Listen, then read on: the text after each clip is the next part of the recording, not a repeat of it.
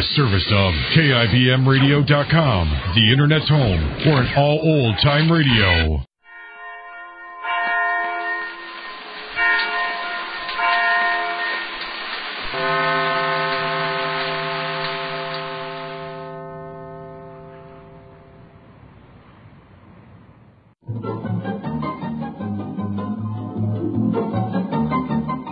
This is Nightline, your open door to people and places, and this is Walter O'Keefe. Nightline invites you to listen in on NBC's award-winning science fiction series, X-1.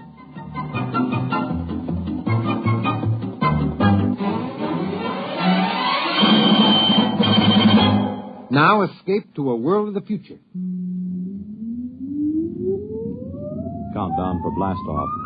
X-5, 4, 3, 2, X-1, fire.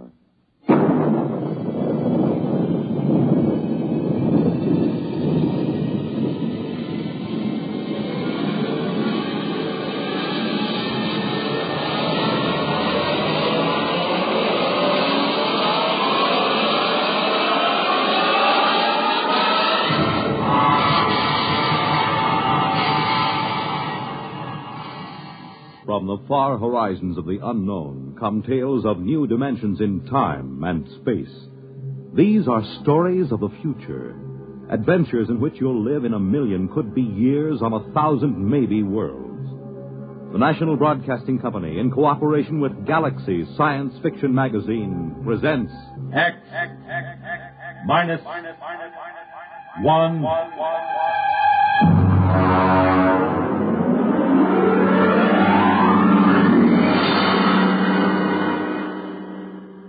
Tonight, A Wind is Rising by Finn O'Donovan. But first, hear this.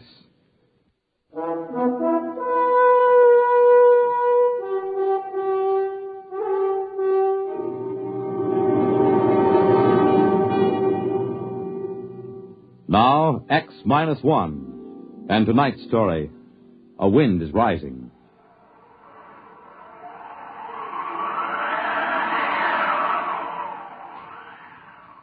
I'd only been on Corella for 8 months. Not long for a seasoned advanced exploration man like myself, but long enough to know one thing. Before long, I was going to kill me a native Corellan. Maybe I was a little edgy. When you have to live inside a steel and concrete capsule just listening to that fantastic wind howl 24 hours a day, it begins to get you. Anyway, it started when Smanik, he was our Corellan radio man, came up to my quarters to get me. Corellans are a dirty brown and look something like big spiders with 5 hairy tentacles. Yeah? Smanik, Earthman. Well? Other Earthman, tell Smanik, tell this Earthman, come pretty quick. Okay. You get lump sugar. What for? Smanik, do something favor, get lump sugar. No, I don't have sugar. Now beat it. Maybe you got dead meat? Smanik like dead meat? No meat. Now get your slimy shape out of here. Yeah, what's wrong? Come on down with me. Clayton, I don't think it's good to insult these Corellans. They have no feelings, you know that. They have no emotional nervous setup. Just the same, I don't think it's good. For who? For you. When you insult somebody by your own standards, you hurt yourself. Even if the object of your insult is a dead thing. Now, look, Mirishev, I'm an advanced exploration expert. You're an anthropologist. You stick to your stuff, and I'll stick to mine. Sorry. Now, what's the fuss about? The water faucet. What about it? It isn't running. What? I pounded it and put a probe in. It must be blocked out at the storage tank. How could it be blocked out there? I don't know. Maybe the wind rolled a boulder at it. More likely one of those spiders like Smanik was fiddling with it. The natives have been told not to tamper with the water line. They don't like us. They might. I thought you said they were incapable of feeling like or dislike or any emotion. I did.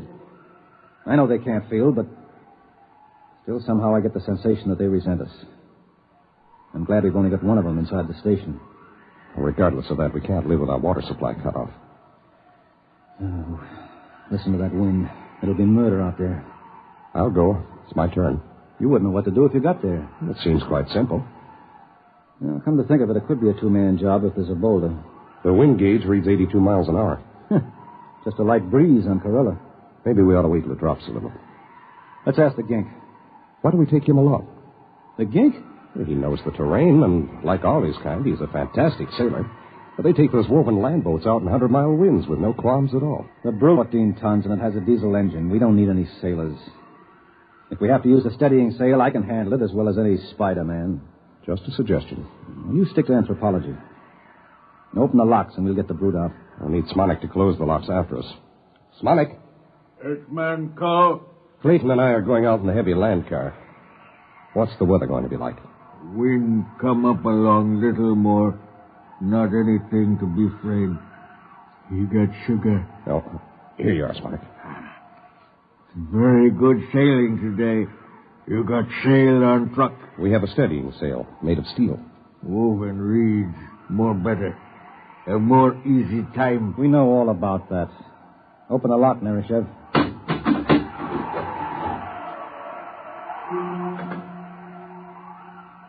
The Brute, as we called it, was armored like a tank and streamlined.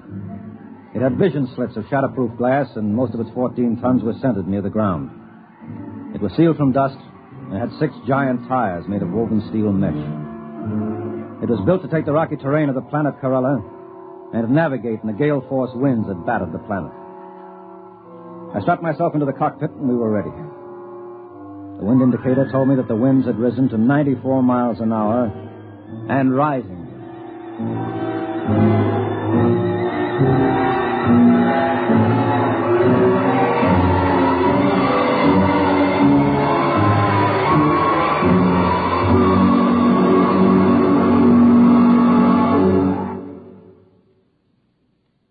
You're listening to A Wind is Rising, tonight's attraction on X-1. Time, nighttime. The lights dim down for the curtain in theaters on Broadway. A Hollywood star greets the first guests at her party in Beverly Hills. In Chicago, the police plan to close the ring on a band of desperate criminals. At a world-famous circus in Paris, France, the star trapeze artist climbs to a precarious perch high over the center ring. In a Las Vegas nightclub, a hush falls over the tables as one of the great singing stars of our time steps out onto the stage. And in New York's Radio City, the studio warning light flashes, "Stand by." Nightline is about to go on the air, taking you to wherever in the country, wherever in the world, exciting things are happening at night. To make you more than a spectator, to make you a participant in these events. This is Walter O'Keefe, inviting you to join us on Nightline, your line to exciting entertainment at night, every Monday through Thursday night over most of these NBC stations.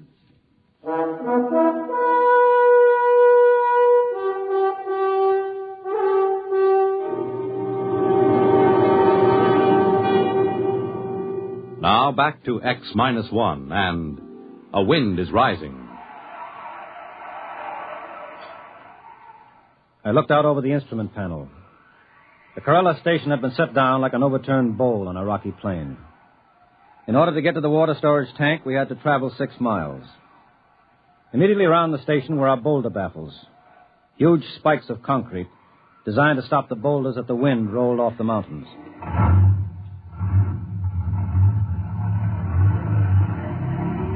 I shoved the Brute into gear, and we were on our way. Hang on, Nerishev. Here we go.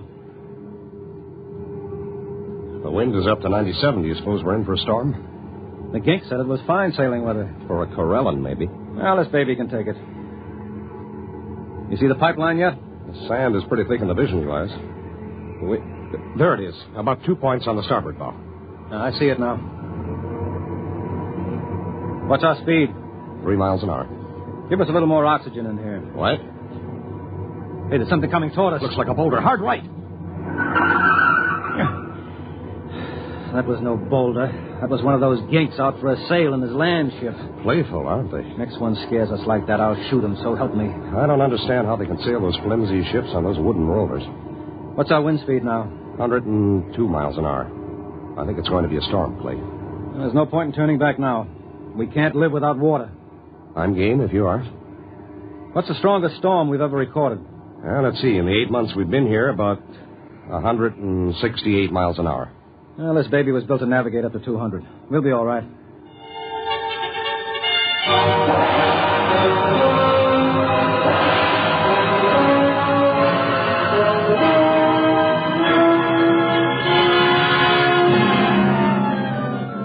We had had 2 storms on Corella since Earthmen had been there.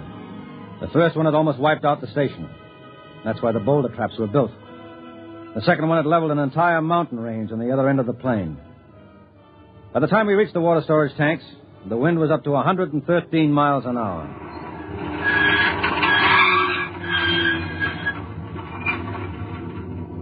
Well, this is it. One of us has got to put on an air suit and repair the damage. Means blowing out the line. It's my turn. What do you know about mechanical things? I'll go out. Fasten that nylon rope to me and winch it as I go along. I'll anchor the brute in the lee of the concrete breaker. Maybe you ought to wait till the wind dies down. It isn't dying down. It's rising. We can radio Smanik at the station and get a report. You think he'll give us a straight answer? I trust him. Hello, Smanik. This is Nereshev calling Smanik. This Smanik, Earthman. How long is this wind going to keep up? Long time. Maybe even longer. More than 2 hours? Yes. Okay. Clayton is going out to fix the pipe. We'll be back in an hour if everything holds. Okay. Well, I'm ready. Lock my helmet. Can you hear me? Yes. Okay. Open the chamber. Here I go.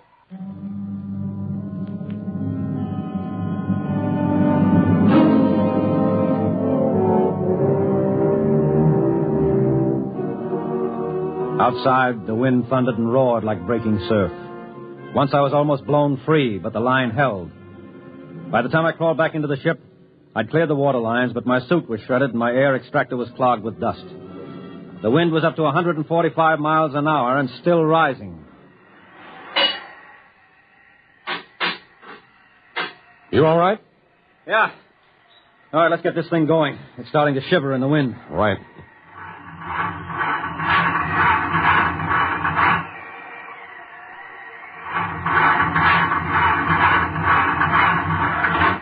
What's wrong? I can't start the engine. Here, let me try.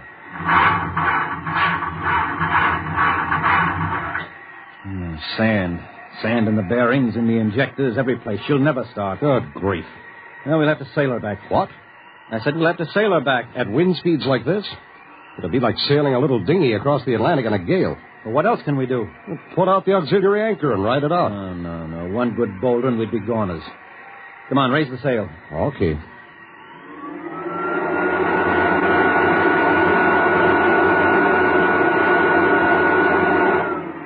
Release anchors.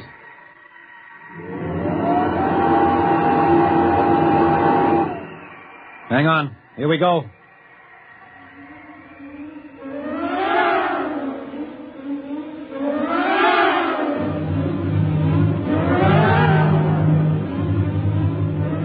We raised the steel sail and tacked into the wind.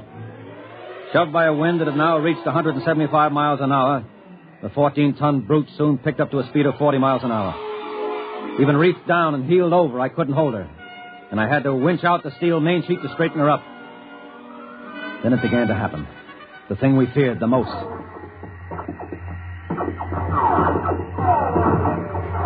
What's that? The wind is tossing rocks at us. Oh. Well, as long as we're not capsized, we'll be okay. She's heeling at 45 now. It's no problem. It's a rock smashed the visor. Put on your oxygen mask. Wait.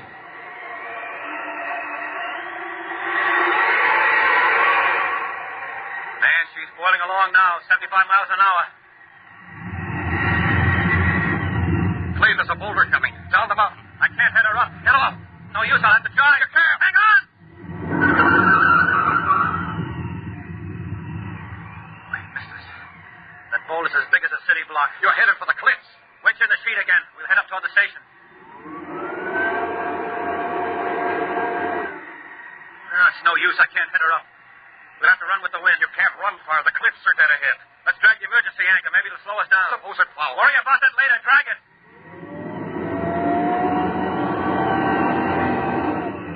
That's better. I may even be able to head her up now. Those cliffs. Holy smoke, look at that. A dozen Corella land ships sailing toward the station like it was a fine afternoon. They usually keep away from the station. There's no time to worry now. Wedge in the sheet. I'm going to head up higher.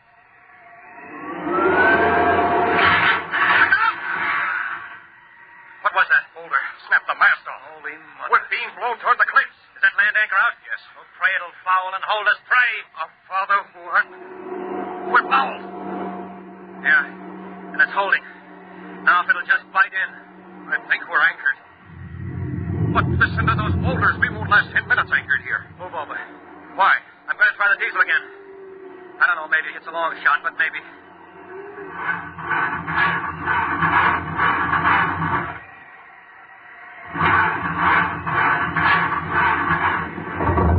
It's caught. It's caught. Come on, baby. Start. Start!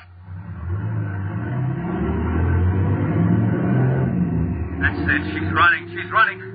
All right, let go of that anchor. Warm up that coffee, Smanik. We're coming in.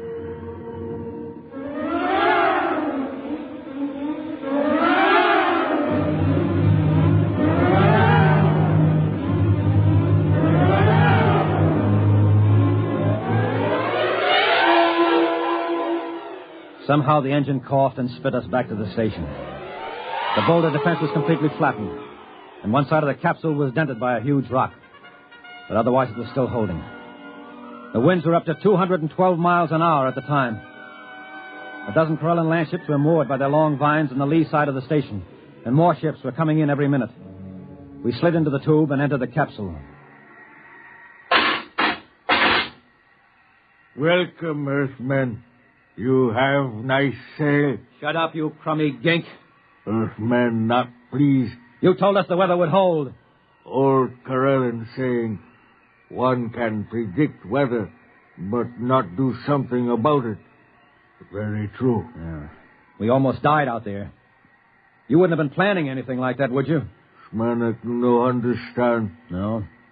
Well, do you understand this? Now get out of here. Get out before I blow your ugly head off with this gun. Very difficult for Smanik to be without head. Impossible to eat sugar or dead meat for almost 3 weeks before new head grow. Smanik join his people now for summer festival. Now you do that. Pronto. Wait a minute, Smanik.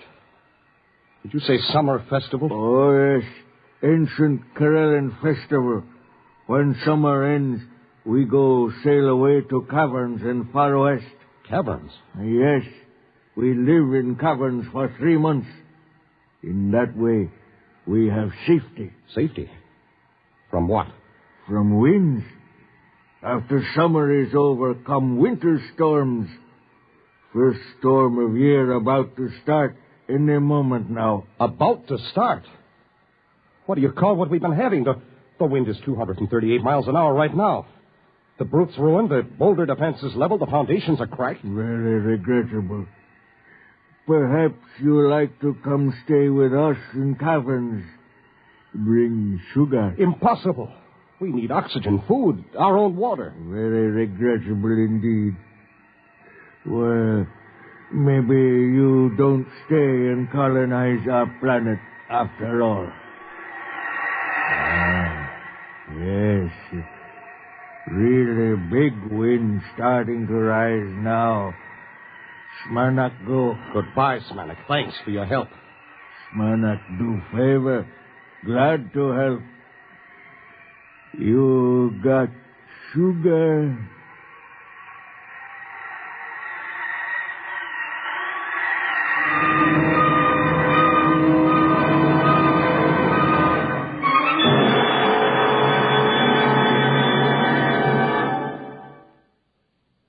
Fred Collins again, and I'll have another word for you about X-1 in a moment.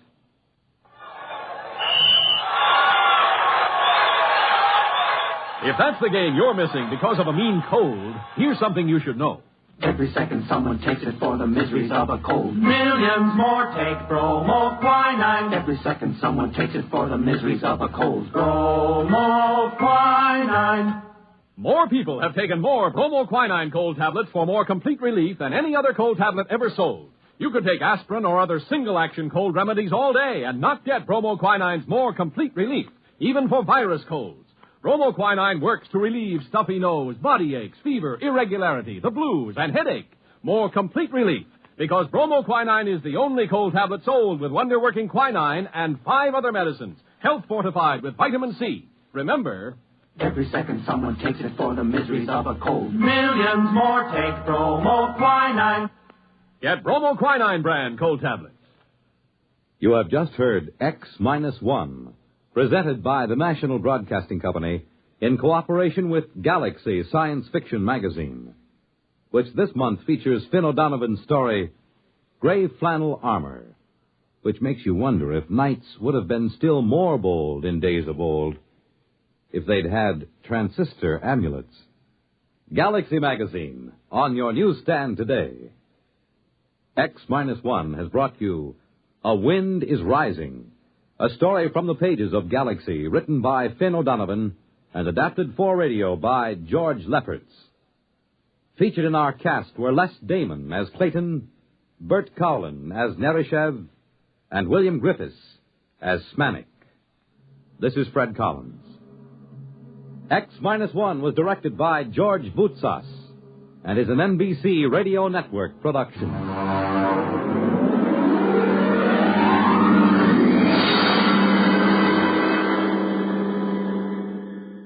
There's excitement in the air at night, and Nightline brings it to you. Hear Nightline with Walter O'Keefe, next on most of these NBC stations.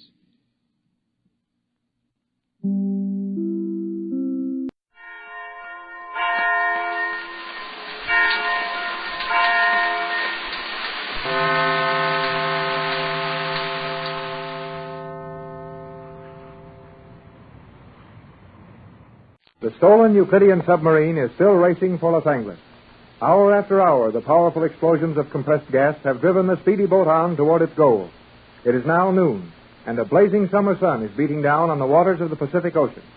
The submarine is very near the surface of the water, and in the control section, Captain Bradford, Mrs. Gregory, Jerry, and Joan are discussing a shadow on the water directly above them.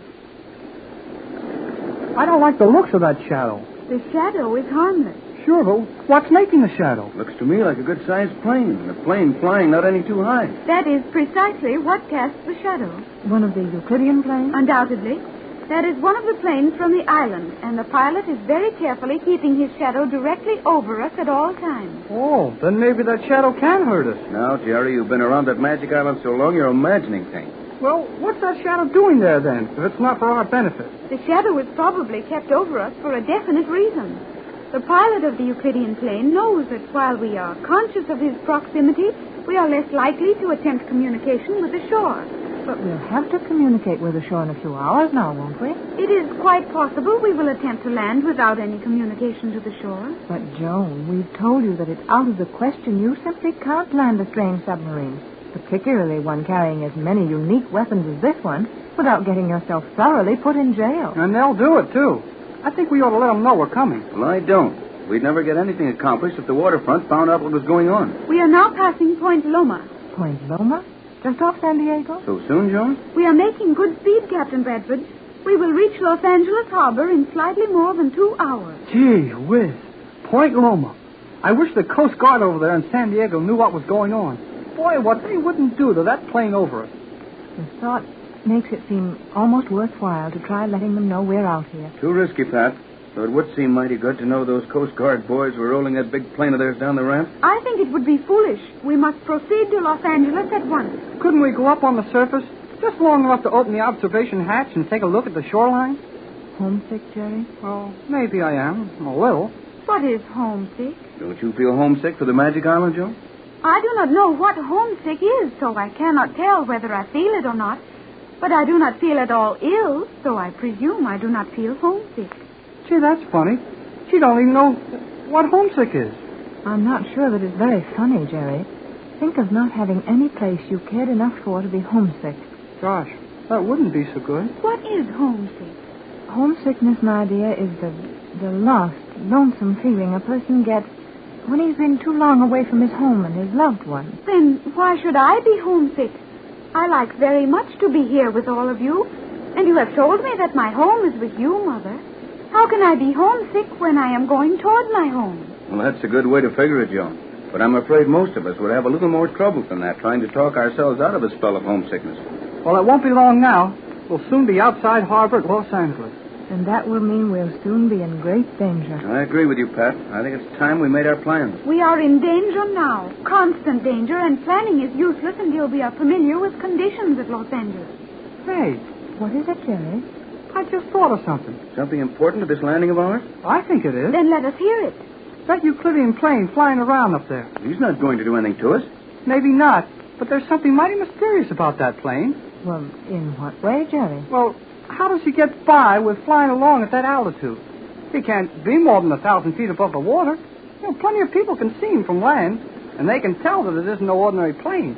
Not only that, but we've passed under 2 big squadrons of Navy planes, and they couldn't help but see him.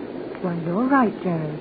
And surely anyone flying near that plane and seeing how it was made would be curious about it. I think the plane has not been seen. Boy, it must have been seen, Joan. Jerry's given you good reasons why it couldn't miss being seen. The plane is probably invisible. Invisible?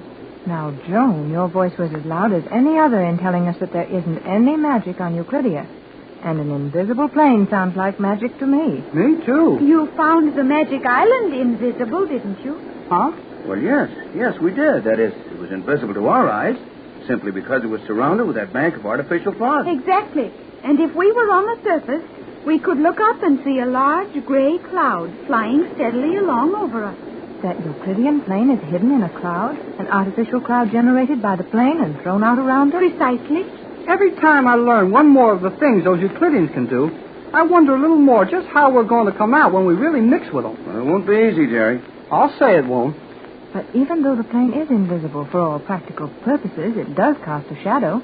Surely someone must have seen the shadow on the water. If it was seen from another plane, the pilot might think it was the shadow from his own. And a boat would not notice it unless the shadow passed directly over the boat. We know the shadow has not done that, for we have not passed directly under a boat. Then, barring some unusual and unlikely accident, that plane will have no trouble following us right into the harbor. It looks that way, Pat. Boy, there'd sure be something doing inside that plane if another pilot took a notion to fly through there. That would be unfortunate. At least that, my dear.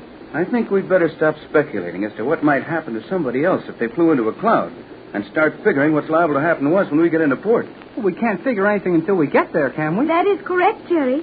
Planning would be useless without knowledge of local conditions at our destination. But how are we going to land, Joan? I have told you, Mother. We will use individual airlocks and leave the submarine anchored at the 10-fathom level. We're going to unload from this barge 60 feet below the water level and walk into the harbor? That is the general idea. It don't sound any too good to me. Well, Joan must know what she's talking about, Jerry, or she wouldn't suggest such a thing. Well, I haven't heard enough of the story to make it sound right. You have given me little opportunity of telling you anything. But what about all the hours we just sat here and hung on while we plowed up most of the Pacific Ocean? Well, Joan has been mighty busy all the time, Jerry. Don't forget that she's the only one who really understands this submarine. And we've been depending on her for all our navigation. Well, I know that. But she means I talk too much. Do you not?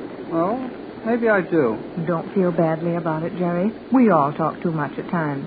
And I agree with you that now is the time to make what decisions we can about our landing at home. Joan is absolutely right when she says that we must leave the sub submerged, safely beyond the harbor, and safely below any possible accidental discovery from the surface. Correct, Captain. And as I understand it, you know exactly how to get us safely from that submarine to the surface of the water and then into the harbor? I will see that we float safely on the surface of the water.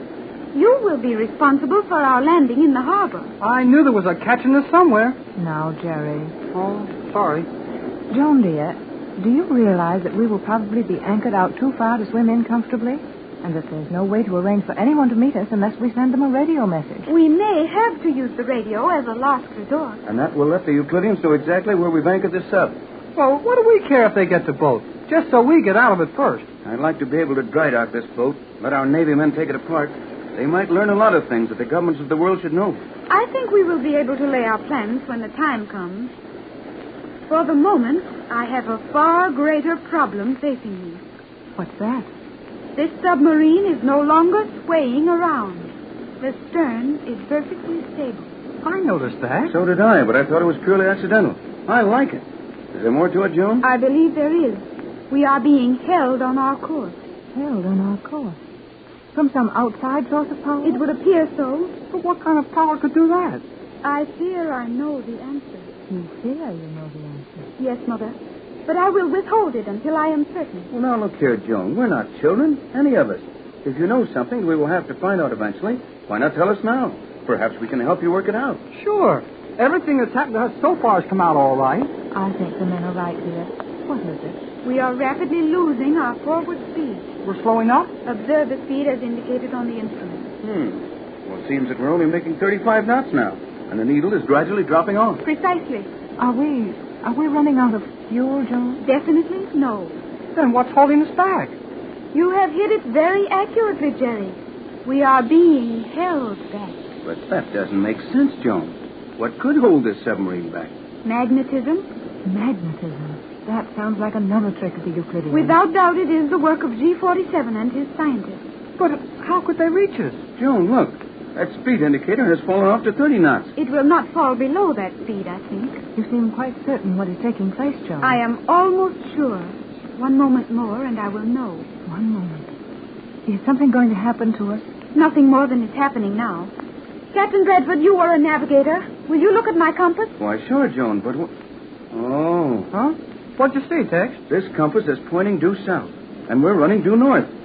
Every instrument on this board is paralyzed, and every needle that is near enough the horizontal to swing free is pointing south. The Euclideans are using magnetism on us. They're sending out magnetic beams from that island to hold us back. I don't believe it. Even on the Magic Island, they haven't got strong enough magnetic powers for that. Oh, maybe they could pull the compass around, but they sure couldn't hold the submarine back. Correct, Jerry. It is not being done from the island, but it is the work of the Euclideans. From that Euclidean plane flying over us? No, Pat. Wait a minute. I think I've got it.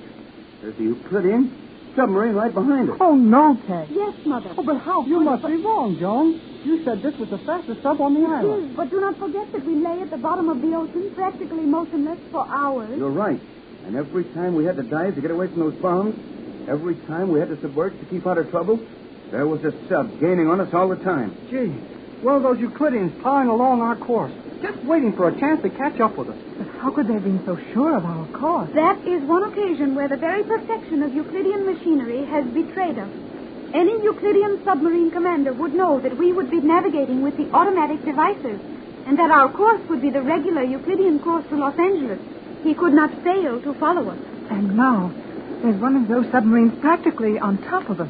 He must be pretty close, isn't he, Joan? Within a mile, or his magnets would not hold us back. Well, what are our chances? To outrun that submarine, we have no chance. But he will never shorten the distance between us. Well, that's all right here.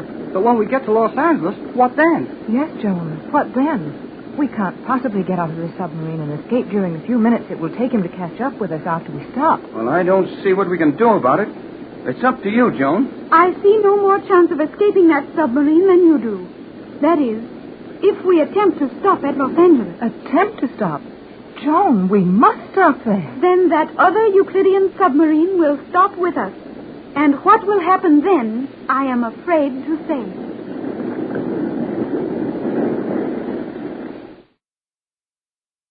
The Euclidean submarine carrying Mrs. Gregory, Tex Bradford, Jerry, and Joan is within 100 miles of Los Angeles. Less than 100 miles from home, and a new danger threatens them. They are losing speed. Joan has figured out that another submarine directly behind them is holding them back with magnets. This makes the end of their journey more hopeless than the beginning, as it would certainly be too bad if the Euclideans captured Mrs. Gregory and her party so near home. Jerry and Joan, the captain, and Mrs. Gregory are in the central control section of the submarine, watching the speed indicator. Well, I guess you're right, Joan. We can't make over 30 knots anymore. I know I am right.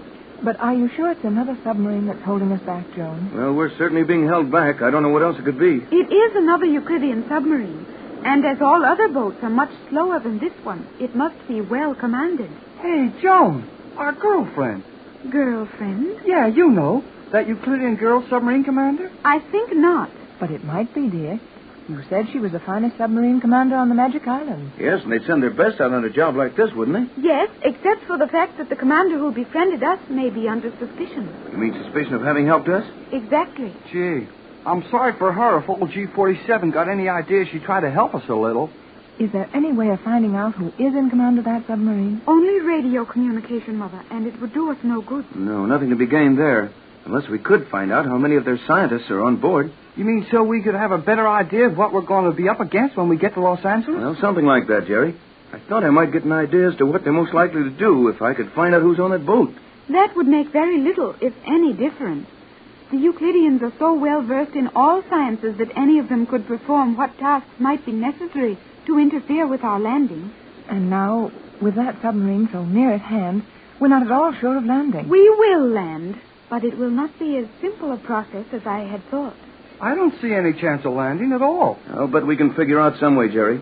We haven't come over 4,000 miles in this submarine to give up that easy when we get to the end of our trip. I don't see any hope of doing anything. We will think of some plan before we approach the harbor. But those men, or whoever is back there in that other submarine, aren't just sitting around idly.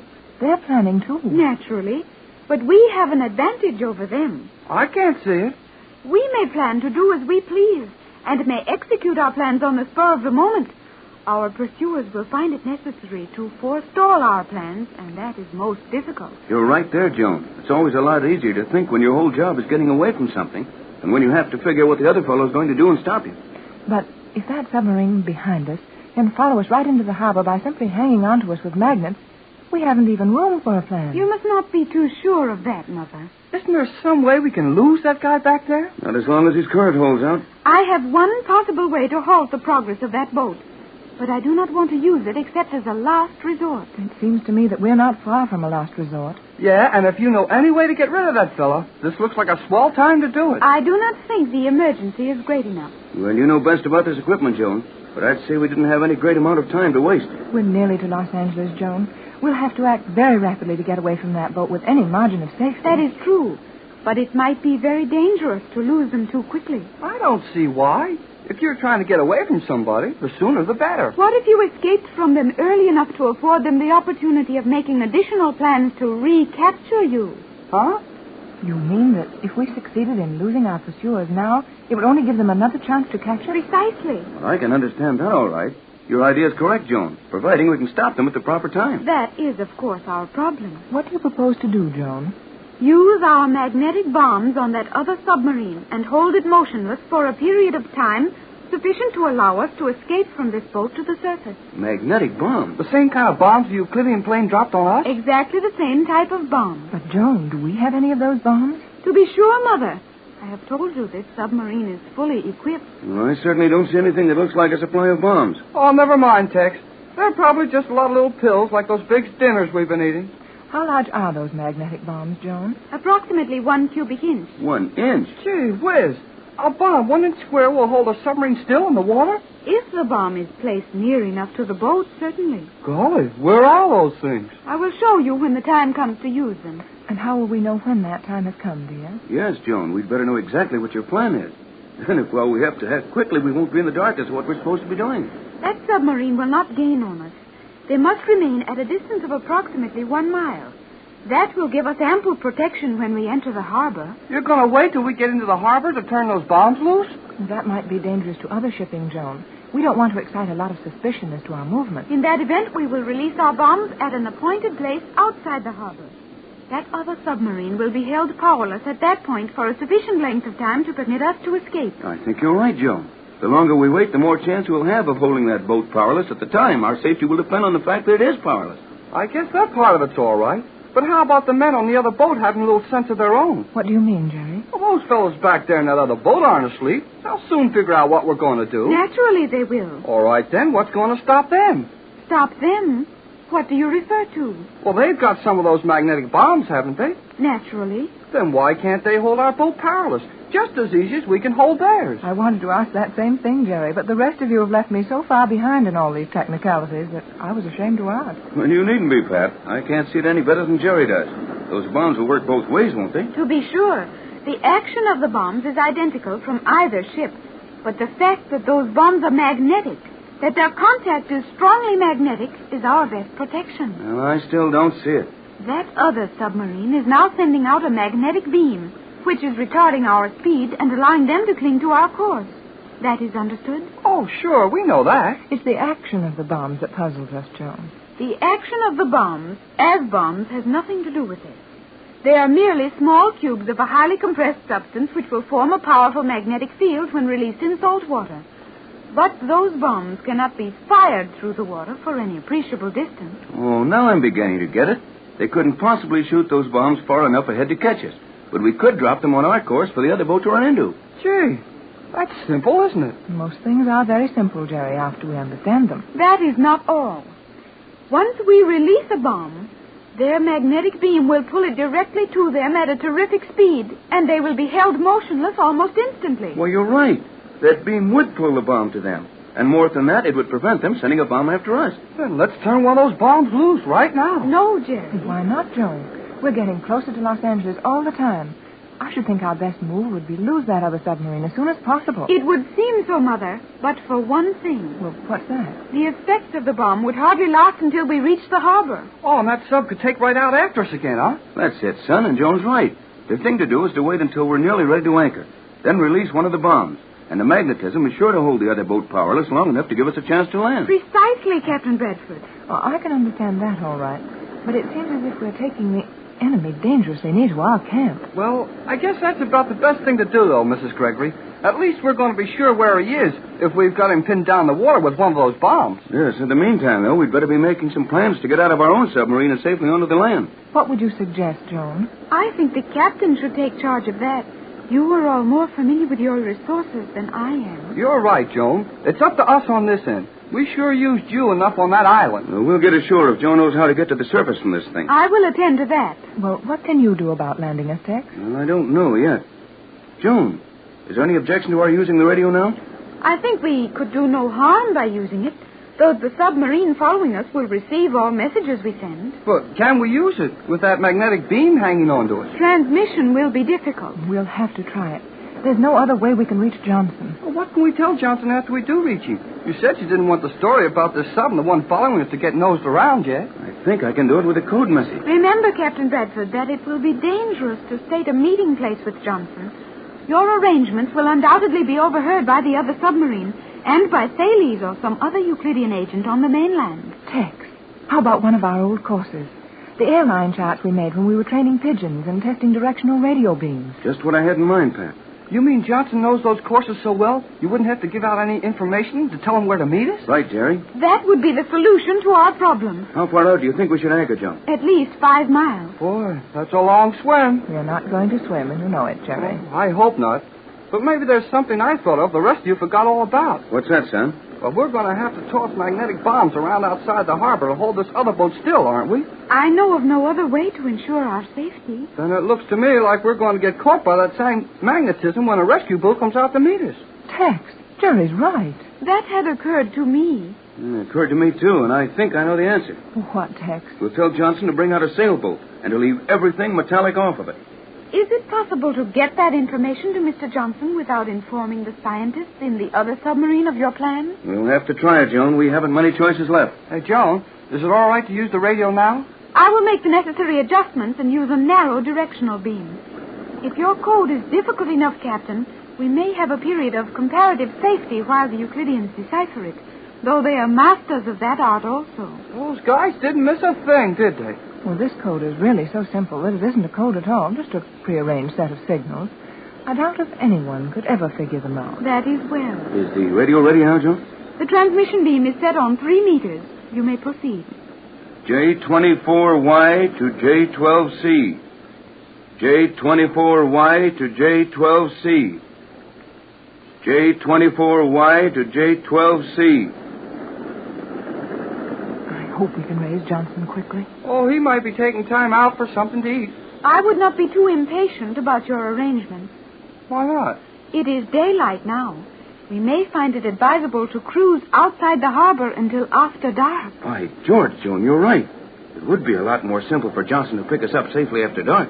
But if we cruise around waiting for darkness, what's to prevent that other submarine sending radio messages to Thales and interfering with our plans? Yeah. Say, that wouldn't be so good. They will not be able to use their radio from the other boat and hold us with their magnetic beam at the same time. It is possible for them to receive, but not to transmit messages. Good. We'll get out of this yet.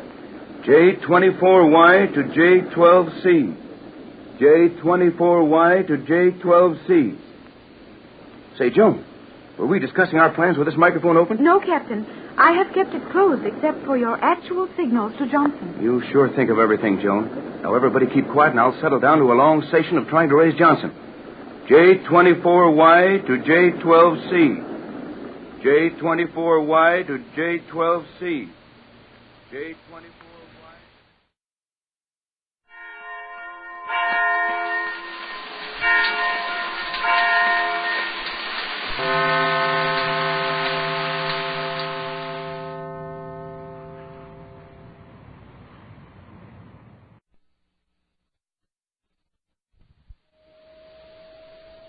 The program you are about to hear is largely fiction, science fiction. We make no guarantees, however, how long it will remain fiction. Exploring Tomorrow.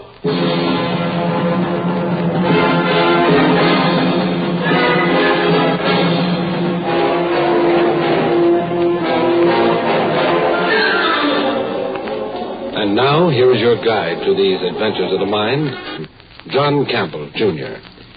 The philosophers down the ages have hassled a long time and with many words about the good, the true, and the beautiful. The true, well, that can be defined pretty objectively. But there's a peculiar thing about beautiful. What is beauty? And in whose terms? Makes it difficult. With the story of The Adventure of the Beauty Queen, which stars Miss Charlotte Sheffield, Miss United States of 1958.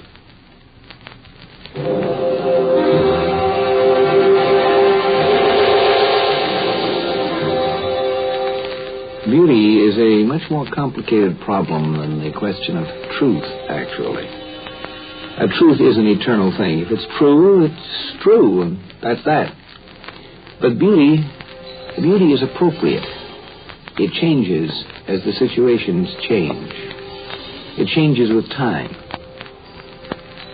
I wonder how our own concepts of beauty, that is, our human race's concepts of beauty, will change as time goes by. Let's suppose that a famous young woman of our time, Miss United States, if you like, is awakened in her sleep by an alien presence, a strange force she feels but cannot see. It's something she knows is there.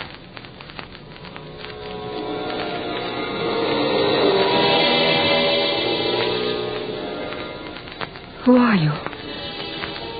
You know I am here. Yes. Can you see me? No. Nor can I see you. But I am conscious I am with you. Dreams, of course. No, it's real. Who are you? A man who in your terms belongs to the distant future. I am unborn in the way you think of it. And to me, you have been dead over 1,000 years, were I back in my own orbit. Someone's playing a joke. No, this is no joke. But please, don't be afraid. I mean no harm. You're dead 1,000 years. Whoever you are, what are you talking about? Listen to me. Try to understand. I belong to a race of scientists. In simple words you can understand, we have a device which enables us to project ourselves into the past. You belong to the past. Do you understand? Yes. The device has made me conscious of you for a long time. I have used it to explore the past, and in these explorations, I have searched for the highest form of human beauty. How do you know whether or not I'm beautiful if you can't see me? The device tells me you're beautiful. Beauty, real beauty, is a force that transmits itself, that can be picked up by a form of radar. Please understand, I'm only using terms I think you can follow. In my own orbit, I would not even talk to a child in such simple terms. Go away. Please go away. I can't. I'm in love with you. What? In love with you. In love? Yes. Oh. Very much. Is it funny? Oh, yes. I don't think it is. But it is. Do women of your time always laugh at a man's love? Oh, don't be silly. I wasn't laughing at you. Well, then at what? I just thought it was very funny. The idea of your being in love with a blip on a radar screen. After all, that's about what I am to you, isn't it? Oh, no. It must be. No. The radar screen, as you call it, simply picked you up, pointed you out to us. Us? My associates and I. Oh. I felt very strongly drawn to you. I convinced my associates to conduct further experiments, actual contact with someone out of the past. You. I had to know you. I had to come into orbit with you. Look, don't you think this joke has gone far enough?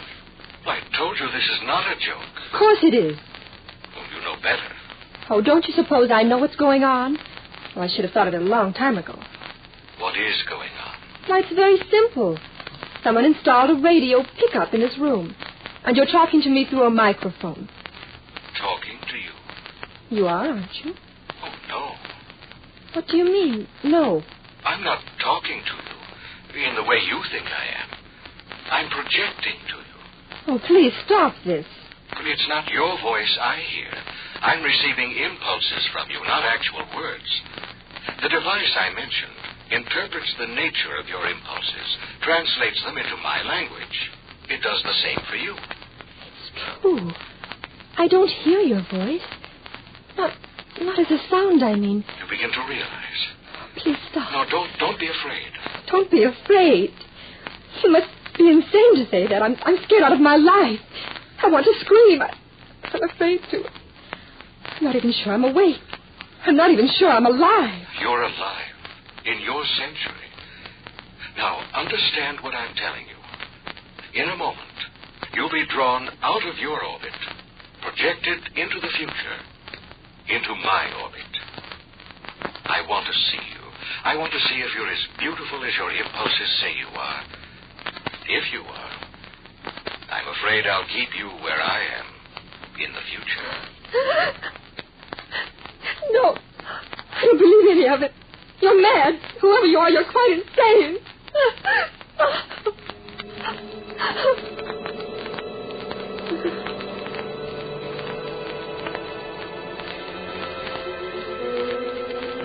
Are you receiving me?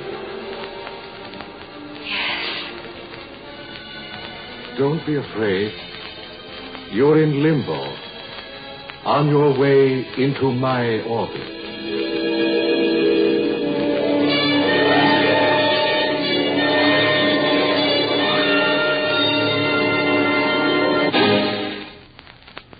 Exploring Tomorrow continues in just a moment. All of us, as American citizens, believe in our inherent liberties and freedoms, such as the freedom of the individual to choose and elect his own national representatives. It has been said that there is only one ruling class in America, the people themselves, who, through their vote, have established the law of our land. The real importance of this freedom depends on our accepting the responsibility not only to know what we are voting for or against, but also to choose our leaders for the best interests of the nation. So, accept your responsibility and ensure your freedom.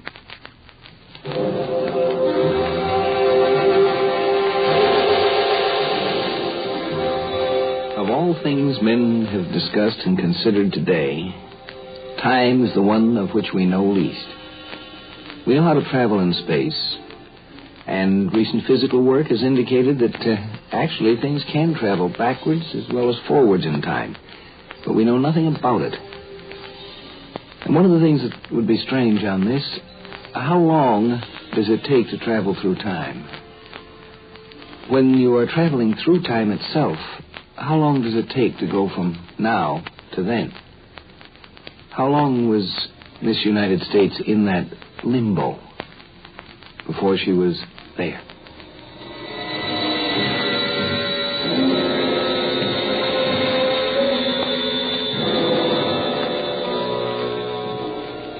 I am talking to you. I am projecting to you. Are you receiving me? Yes. Are you afraid? A little. Not as much as you thought you'd be. No. Have you any idea of where you are? I'm in a room. That's all I know. I'm in the next one. We're on the 500th floor of the Institute of Technical Research in the city of Columbia. In your century, I believe you called it Washington. Washington? You understand, this is America. I'm glad to hear that, at least. Yes, I can see it relieves you. You can see me? Very clearly. And am I? Are you what? Well, what you expected me to be. To some extent. Do you find me unattractive? Alien. Alien? Different. Yes, I know the meaning of the word. At first, I was conscious of a sense of shock when I first saw you. At least you're frank. Well, I'm a scientist. Do you find me ugly? I said alien. Of course, I knew you would be. I didn't expect you to measure up physically to our standards. The human form has improved a great deal since your century. But why? Was there a reason? Man-made reasons. Can you tell me? Well, it began with interplanetary wars conducted by the nations of the world. The struggle to build empires in outer space on other planets. When was this? Not in your century. You saw only the first feeble attempts to explore space. Yes, I suppose our attempts are feeble. Well, the interplanetary wars did a great deal of destruction, particularly on this planet. Precious documents, books, records were lost. But there was another result. The atmosphere of the Earth became charged with radioactive matter. For a while, it looked as though the human race had become extinct, but it didn't.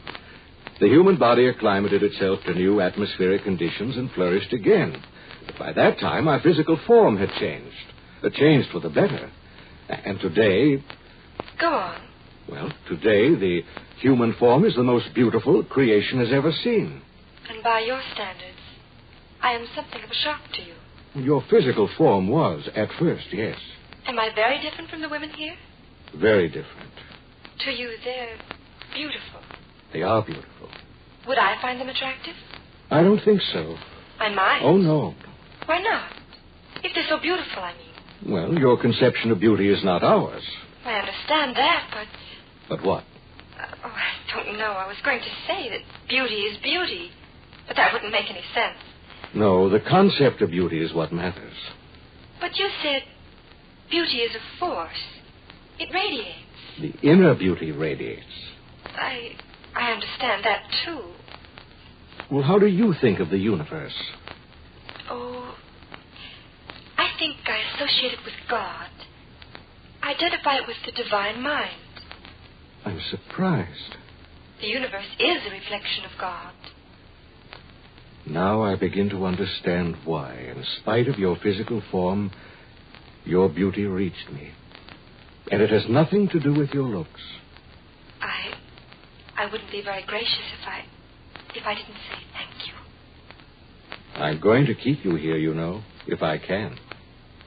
I don't think you quite mean that. I mean it in every sense. I want you now to remember what I've said about the change for the better in human form. I'm going to open the door to your room and come in. Now, please keep in mind that I do not look as the men of your century looked, but also remember that here I'm supposed to be a reasonably good-looking fellow. I would like to see you. Well, you will in the next few seconds.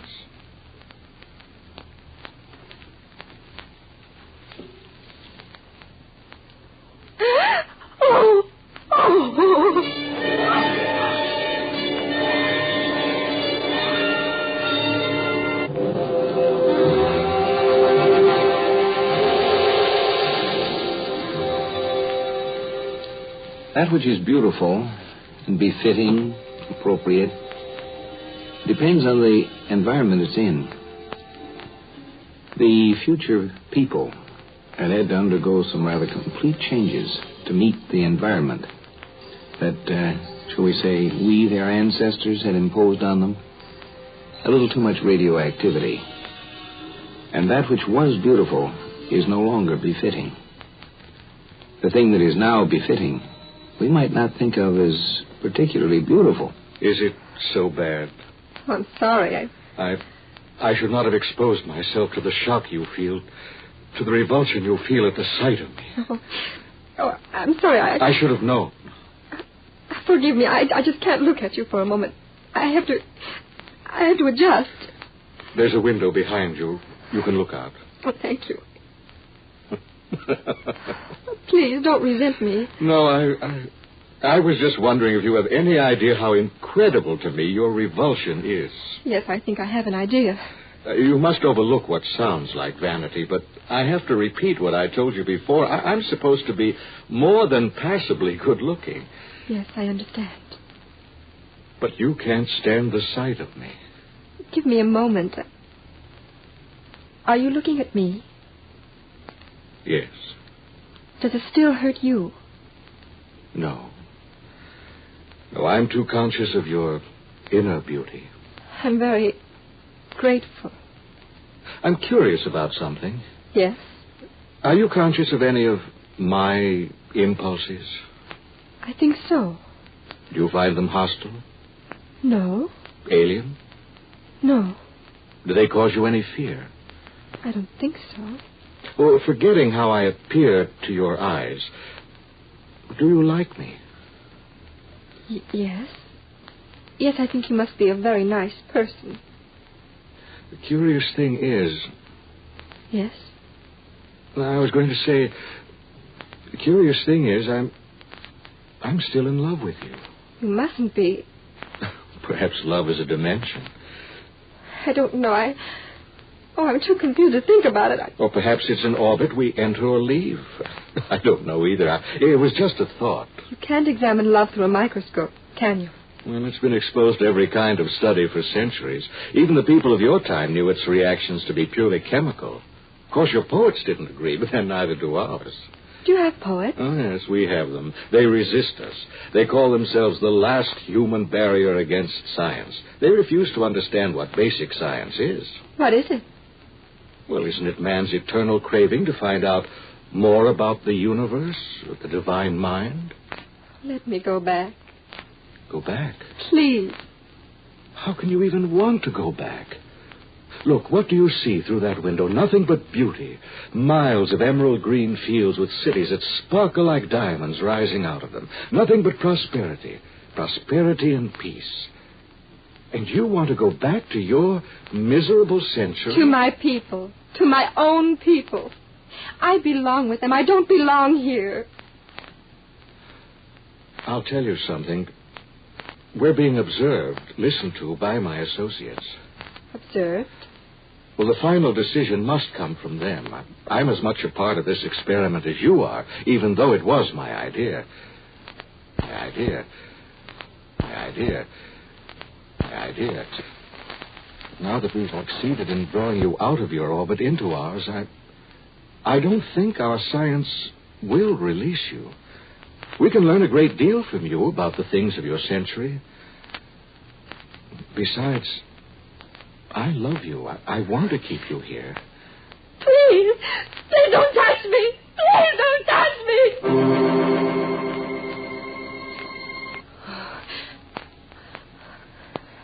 Dream. That's all it was. It's all it was. It couldn't have been anything else. It couldn't have been.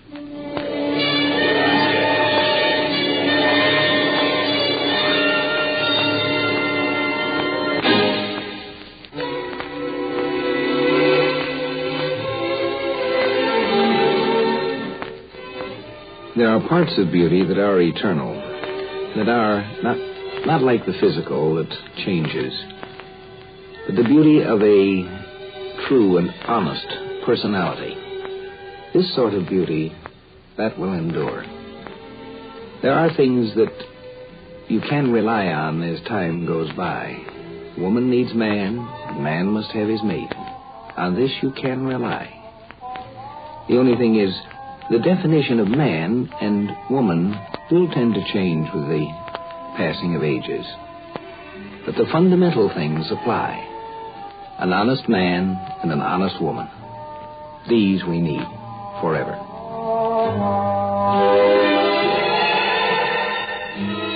Join us for a fascinating adventure in Exploring Tomorrow.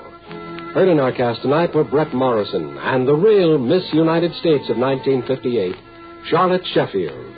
Script was by John Fleming. Produced and directed by Sanford Marshall here in New York. Guy Wallace speaking.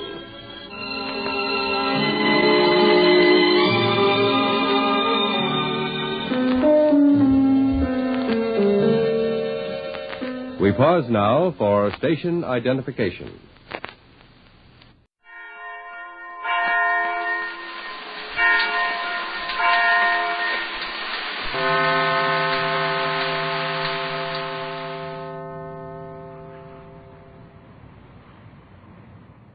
Presenting the transcription feature, Superman. Up in the sky! Look! It's a bird! It's a plane! It's Superman! And now, Superman, strange visitor from the planet Krypton, who came to Earth with powers and abilities far beyond those of mortal men, and who, disguised as Clark Kent, star reporter for a great metropolitan newspaper, fights a never-ending battle against crime and injustice. Jimmy Olsen and his newfound friend, the stowaway Pug Flanagan, are in grave danger aboard the Clara M as she moves slowly southward through a thick fog. In our last episode, we heard how Superman turned the tables on Pete Barnaby by taking over the ship and throwing Barnaby in irons. Barnaby, in possession of a treasure map, intended to sail the Clara M to the treasure island and find the treasure for himself. With Superman now in command, it seemed that Barnaby would be foiled. Then a radio message was received saying that two tankers had collided in the fog some 20 miles away and was sinking rapidly. Superman was forced to leave the Clara M and go to the rescue of the sinking ships. And then, our last episode ended, the villainous sailor Limey entered the hold where Barnaby was locked in irons and... But wait. Listen. Now here's me plan. I'll set you free. Together we open the seacock to this here dub, scuttle her so she sinks fast, and then we get away in an open boat, taking the treasure map with us, see? You'll have to get the map first. Kent's got it. We'll get it. Then we'll row to the mainland.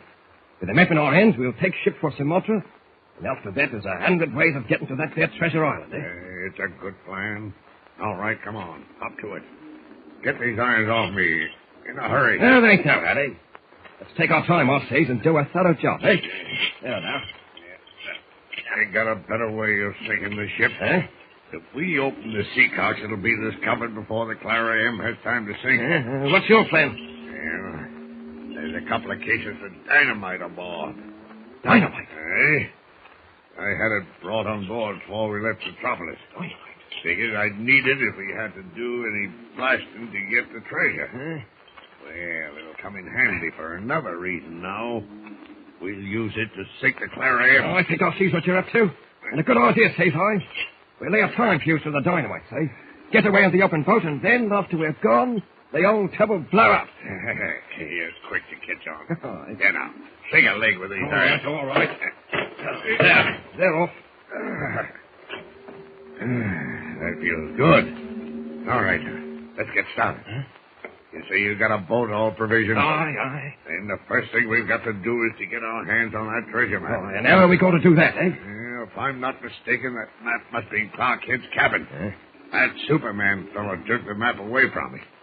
But he said Clark Kent would be master of this here vessel since he got back to Metropolis. The way I figure it, Superman must have given Kent that map. Well, then, come on. Let's get to Kent's cabin and see if we can find it.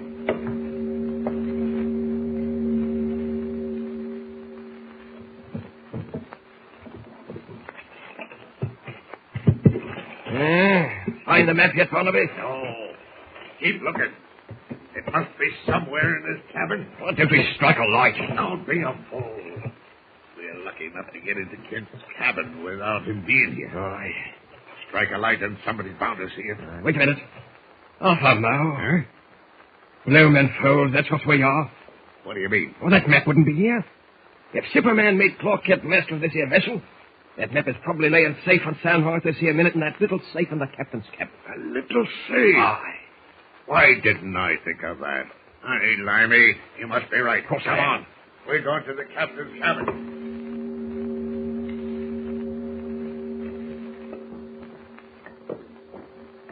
Quiet, Barnaby, quiet. That wooden leg of yours makes too much noise. Well, I can't help it. What's that? What's up? Look there. Scotty and the two lads, Jimmy and Pug, is on the bridge. There ain't no one in the captain's cabin. That's funny. Huh? Where's Kent? He's supposed to be master of the ship. We won't worry about Kent. Come on. Let's get into that cabin and investigate that safe. Right with you. Quiet in the name of heaven, they'll hear us. Some oil on these door hinges wouldn't hurt. All right, here we are. And there's the safe. It's lucky I know the combination. Haven't been captain myself for a few days. Up to it, then, and get that safe open. That ain't does it, my friend. I'm still in charge here, remember that? I'll give any orders to be given. I'm sorry, sir. Really, Aye. Now, let's see. 4 left to 14. 3 right to 82. Hurry. 2 left to 24. Back to 65. There. Huh? She should open. It should does. Now, let's see now. This ain't it. This neither. And this also. Well, Slimey, we're right. Here it is, right enough. A piece of old silk, eh? Hey, the treasure map. Give it to me. Never you mind. I'll take care of it. Oh. Very well. And now that we've got it, only one thing remains to be done. All right, I'll get below and set the fuse for that dynamite. Aye. And don't let's waste any time about it. Come on. Having found the map which will lead them to the treasure, Pete, Barnaby, and Limey go below decks to set a time fuse which will blow up the Clara M. Meanwhile, miles away, speeding through the thick fog, Superman rushes to the aid of the sinking tankers. Listen. Faster. Even now I may be too late. The radio operator said the 2 ships were sinking fast. I'd rather it hadn't been necessary for me to leave the Clara M, but with Pete Barnaby and chains, there shouldn't be any trouble. Jimmy and Pug Flanagan are perfectly safe, I'm sure. There's no need to worry. This job shouldn't take too long, and then I'll return to the Clara M as quickly as I can. Wonder what Editor White will say about that treasure map when we get back to Metropolis. It may mean... Wait. There below. The sinking ship. Down! Those ships are going down fast, but they can't launch their boats. A good many of those men will lose their lives if I don't save them. This is a job for Superman. Down! And so Superman reaches the scene of the wreck and goes to the aid of the stricken ships. Meanwhile, on the bridge of the Clara M, Jimmy and Pug talk with Scotty, the new first mate, unaware that in the hold of the ship a time fuse is burning slowly toward 3 cases of dynamite. Listen. No, for the last time I tell both you lads I don't know what's happened to your friend Clark Kent. You'd be knowing more about that than I would. But, Scotty, the last time we saw him, he was with Superman. Superman came into that dungeon below deck, broke Mr. Kent's chains, and took him away. Well, your Mr. Kent wasn't with Superman when that there fancy dress fellow took over the Clara M. Yeah, Superman told you Kent was going to be captain, ain't that right? And so he will be, lad, when he turns up. In the meantime, following Superman's orders, I'm taking charge of the Clara M. You say we're steering our course for 2 tankers that collided 20 miles from here? That we are. Thinking rapid they are from what the wireless messages tell us. I doubt we'll arrive in time to save them. Let's hope there's a faster vessel than ours standing nearby to save them. Gosh, I sure hope so. There, lad, it's best not to upset yourself about it. It's the way of the sea.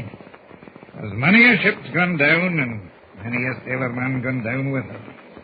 And every sailorman in time learns to take such things philosophic-like. You live and you die by the sea, and you... Here, I'm talking too much, I can see that. Let's turn our thoughts to something pleasant, like that there treasure map, eh? Hey, that's something, ain't it? When I stowed away in this tub, I never thought I'd get mixed up with a buried treasure. And maybe you won't. Scotty here says Superman gave orders to turn back to Metropolis. Yeah. Me, I'd give my right arm to be sailing off of the Indian Ocean. Any place but Metropolis. I sure hate to be going back to that bird. Say, why did you stow away, Pug? And why are you afraid to go back to Metropolis? Pal, if you had my old man, you wouldn't talk about your father that way. He ain't never been no father to me. Why, that guy when I was...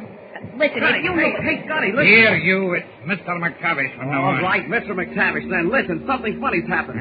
I just found one of the lifeboats is missing. What's that? One of the lifeboats missing? Yeah, more than that. The missing boat made me suspicious, and I had to look at the next boat. Hey, well, what about it? Somebody stove a hole in it with an axe. Hey, what are you talking about? I'm telling you straight, every lifeboat's got a hole stove in her. Every single one of them. Hey, tush, man, it doesn't make sense. One of the boats missing, and the rest of them with holes stove in them. Barnaby. Eh? What's that, lad? Barnaby. He's escaped. I know it. By heavens, the lad's right. It's the only answer. You there. Aye, sir. Get below to the brig where you can put Barnaby in irons. Aye. Find out if he's still there. I can answer that, sir. Eh, what? Who are you? Come up from below. Went down to bring Barnaby some food. It ain't there, sir. He's gone. Limey's gone with him. Limey? So that's it. Limey helped Barnaby escape. And then they made off in that lifeboat after breaking holes in the rest of them so we couldn't follow him. But why would Limey help Barnaby escape? The treasure, lad, the treasure. Limey hoped to get past it. Help us. Now what's the matter? The map. They wouldn't make off without first getting the treasure map. Come on, boys. We've got to get to the captain's cabin right away. Well, here's the cabin, but... Look, the safe. It's been broken into. The map's gone. Well, I guess there's no doubt of it now. Barnaby's escaped and taken the treasure map with him. Gosh, if only Superman was here. Or even Mr. Kent. They'd know what to do. I wish they were here, too. Because I don't mind telling you I'm all at sea. If I only... Great day. What was that? Explosion. Below decks. What's happening? What goes on here? Barnaby's work will be bound. Now I see it if you don't. Now I understand why those lifeboats were stove in. If those explosions are what I think they are, we'll be sinking any minute. And we can't do a thing to save ourselves. Not one blasted thing. Look out. Flames shooting up from the hold. Aye, fire. And I was right. Lads, we're doomed. Doomed. Without lifeboats, there's not one thing we can do to save ourselves.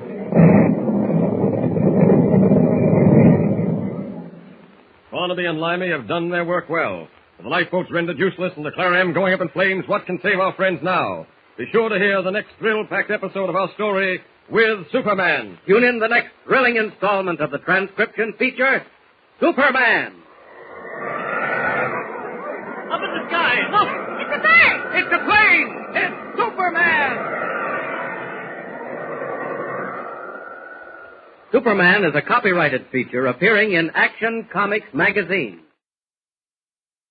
Presenting the transcription feature, Superman! Up in the sky. Look! It's a bird! It's a plane! It's Superman!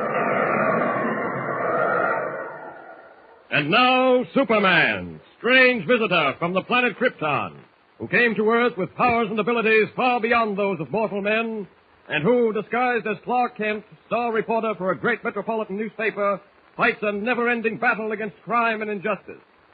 Excitement runs high on the Clara M, last of the old clipper ships, for affairs have reached a crisis. In our last episode, we heard how Teak Barnaby and Limey, having gained possession of the valuable treasure map, deserted the Clara M in a lifeboat after breaking holes in the other lifeboats with an axe. To ensure their escape, they had also set a time fuse connected with several cases of dynamite. As our last episode ended, Barnaby and Limey had succeeded in escaping when suddenly explosion after explosion shook the ancient vessel and flames shot up from the hold. Superman, unaware of the danger threatening his friends, was miles away across the sea, saving the crews of two tankers that had collided in the fog. Our scene is now the Clara M. Listen.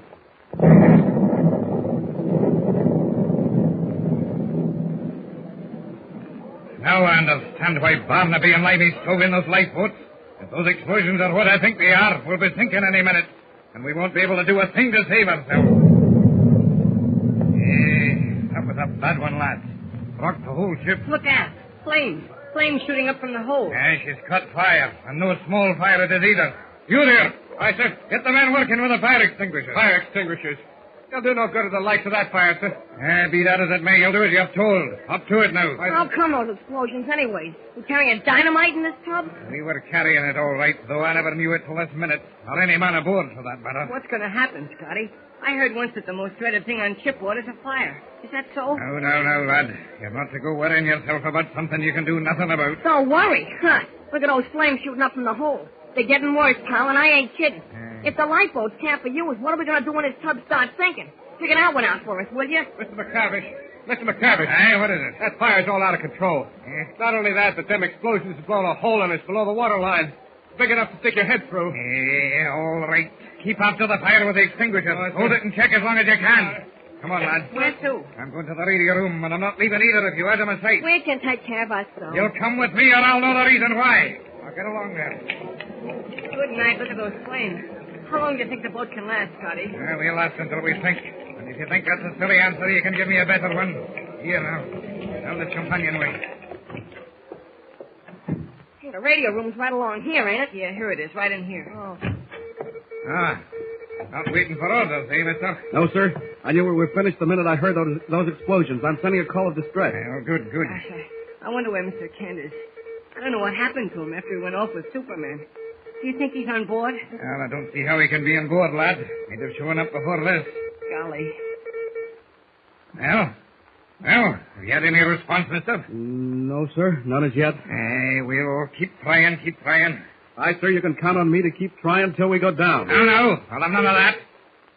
We'll get a chance to save your skin. Tell me how, with the lifeboats all stove in. If I could get my hands on Barnaby and Limey... You keep your hands on that radio key. Come on now, lad. Where you gallivanting to now? Up on deck to see how things are going. Come on. Bridging the broad Atlantic, searching desperately for some hope of rescue, the wireless sends its call of distress. Meanwhile, miles away, Superman, having completed his mission of mercy, speeds toward the Clara M through the dawn. Well, I'm glad that job is done. By using the anchor cables of those tankers, I managed to haul both of them to the mainland. The captains and the crew will never know what happened. They'll never find out what pulled them through the water with the speed of a powerboat.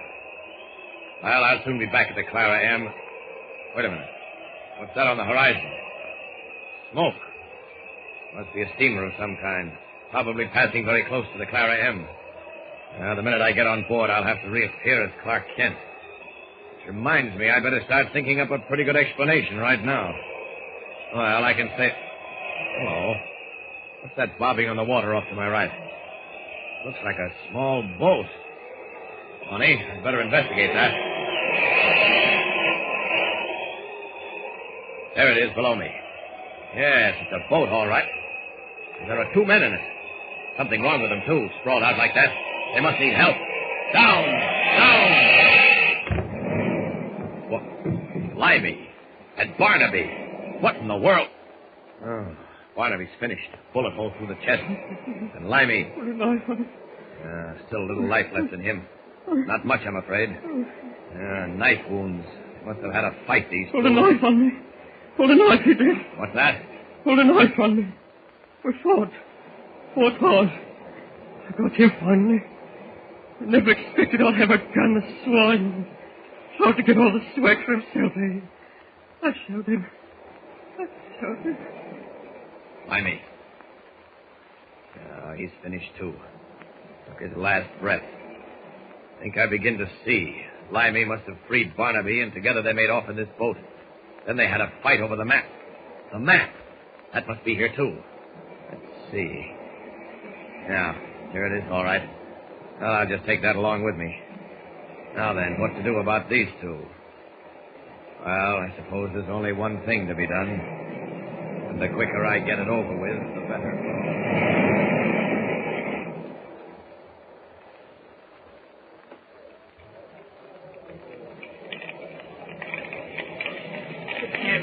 Longer, Scotty. Hey, lad, I know that. If only we knew where Mr. Kent is. From the time he walked out on deck with Superman. Hey, listen, Scotty. What'd you bring us up here on a bridge for? Oh, I thought it would be the best place, Best place for what? What are you talking about? Lad, I've got something to say. There'll be no chance now that we can be saved. Hey, what do you mean? Now, let me finish, lad. The hole blown in our side and the Clara M's burning fast. She's lifting bad already. And in another 5 or 10 minutes, it'll all be over. Gosh. The crew will realize that in a minute, and then, well, there'll be some of them take it hysterical-like, and some of them take it calm. But take it they must. Now, which is it going to be, lads? How will you take it? Why, calm, I guess. Yeah, sure. Me? I'm tough. Good, lads. That's why I brought you both up here on the bridge. Somehow, going down, it'll be easier up here. Excuse me, sir. It's the radio man. Hey, what is it? I've had a reply to our message of distress, sir. The United States destroyer, sir, 80 miles away. 80 miles? Heaven help us. All I could get was heading toward you at 20 knots. Will you please? And then our batteries went dead, sir. Aye, well, it doesn't matter. We couldn't possibly reach us in time. We're sinking fast. And still no sign of Mr. Kent. Look, a lot of the men is jumping into the water. The rest of them just standing there on deck, waiting. Scotty. Easy, lad, now, easy. We'll all be over in a few minutes. Just look off there toward the horizon. Make believe through the dawn you can see that destroyer steaming for us. If it only was. Boy, if we could just see that destroyer coming for us. Listen, what was that? Scotty, the Clarion lurched forward, and I could feel it give way under my feet. It's the end, sir. She's getting ready to go under. Aye, let's all get ready to go under with her. Bravely, lads, bravely. We'll go down like sailormen, lads. Eh? Spread your legs and stand square from the deck. Aye, sir. Aye, aye. Hands up, lads. Eyes straight ahead. Chins up. Eyes straight ahead. Her bows are underwater, sir. Aye, she'll dive bow first. Any minute now. Any minute. Wait. Look there. What is it? Scotty. Jim, look. What enchantment. It is, Pug. It is. It's Superman, and he's heading straight for the bridge. Here he comes. Superman. Jimmy. You people are in a bad way here. The Clarion's getting ready to go under, sir. Oh, I see. Here, both you boys, throw your arms around my neck and hold on tightly. You men, I'll take one of you under each arm. But, Superman, what about Mr. Kent? We didn't even know where he is. Oh, he's all right, Jimmy. I've taken care of him. Thank goodness. But what about the crew? They're all in the water. I'll have to help them as best I can. Quick now, hang on. The ship's going under. There she goes. She's going under now. Hold on. Up, and away!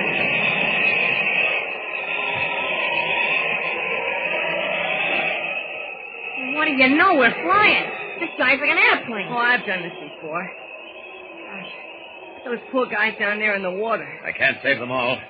I can't risk your lives trying to save them. Then drop us. Hold on to the lads and drop me in the radio, man. Wait, look. Isn't that... Why, sure, it's a plane. Sure, it must be from that destroyer I contacted. That's what it is, all right. Hey, look. Smoke on the horizon. That must be the destroyer. Yes. Look, the plane's going to land. There he goes.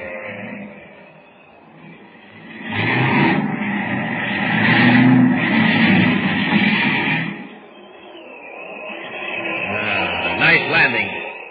Well, she'll pick up the survivors. Most of them can hang onto the pontoons until the destroyer gets here. Well, looks as if I'm not needed here any longer. Hey, you're not going to drop us, are you? Oh, don't you worry about that. I'm flying with you all to that destroyer. Then I'll come back here and help in the rescue. Hold tight. Here we go.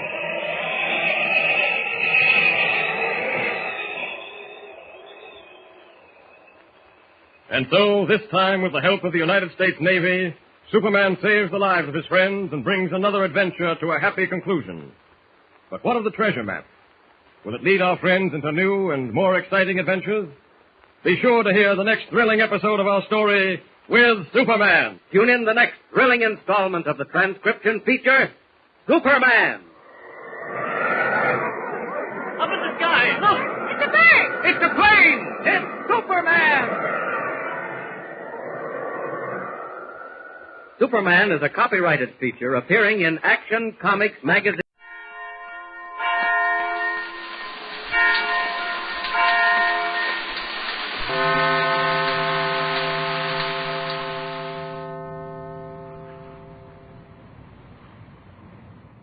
Stand by for Space Cadet in 30 seconds.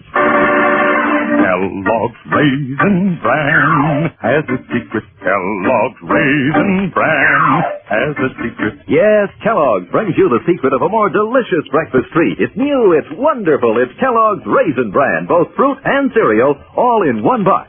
You get plump, tender raisins dipped in honeycomb, along with delicious golden crisp bran flakes. So try the new fruit and cereal combination. Get Kellogg's Raisin Bran, because Kellogg's Raisin Bran has a secret. And now, Kellogg's Corn Flakes, the cereal that helps you have more punch till lunch, invite you to rocket into the future with Corbett, Space Cadet. stand by to raise ship. Blast off -5, 4, 3, 2, 1, 0. As roaring rockets blast off to distant planets and far-flung stars, we take you to the age of the conquest of space with Tom Corbett, Space Cadet.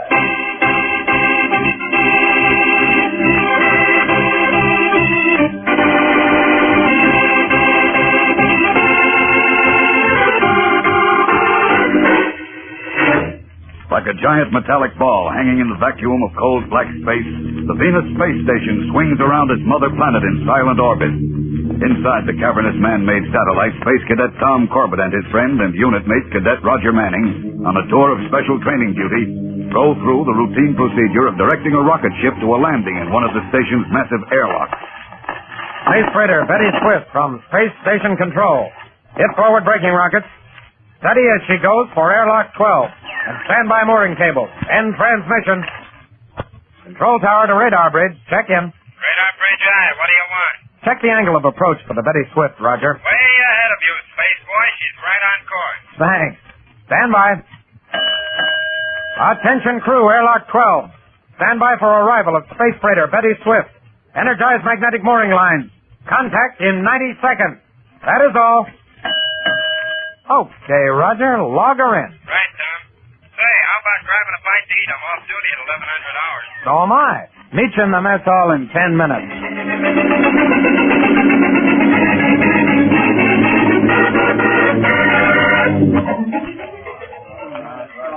So then I told her I was coming back in 3 days. She could take it or leave it. And she took it. She'll be waiting at the gate when we get back to the academy. Honestly, Roger, don't you ever get tired of talking about girls? Oh, no, Tom. Space dolls and spaceships. That's for me. Well, changing that frequency setting on the radar just to talk to a girl almost got you thrown out of the academy. Yeah, it was close, but you gotta admit it was a good idea. If it hadn't been for Captain Strong making Loring confess to sabotaging that space freighter, you'd be headed back to Earth with Captain Strong facing a charge of murder, the way Loring is now.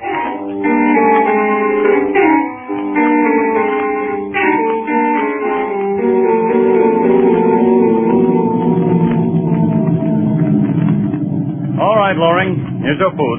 I'll slide it through the panel in the hatch. Hey, how about opening up, Strong, so I can take a little exercise? Cabin's so small I can hardly stand up. Well, you should have thought about that when you sabotaged that freighter. All right, safe and sound. Are you going to let me out or not? Well, I guess it is a little cramped in there. All right. You've got 5 minutes. 5 minutes? Don't do me any favors. And be careful, Loring. Go on. You can put away that parallel Strong, unless you're afraid of me. Just keep walking. You guys in the Solar Guard give me a page. Nothing but a bunch of self-righteous clowns playing soldiers. What do you get out of it? Glory? A man like you wouldn't appreciate what it means to live honorably and fight injustice. I suppose the Solar Guard taking away my franchise for space freighting wasn't an injustice, huh? Well, you forced them to, Loring. What do you mean? You made unscheduled flights in obsolete ships. You had 7 accidents. Nothing wrong with those ships. It's the pilot, Rod. Just like you to accuse someone who can't defend himself. Now, with Rod dead, you'll have a hard time convicting me. It was his idea to sabotage the ship. You forget we have your testimony on record. Yeah, but... Keep walking, Loring.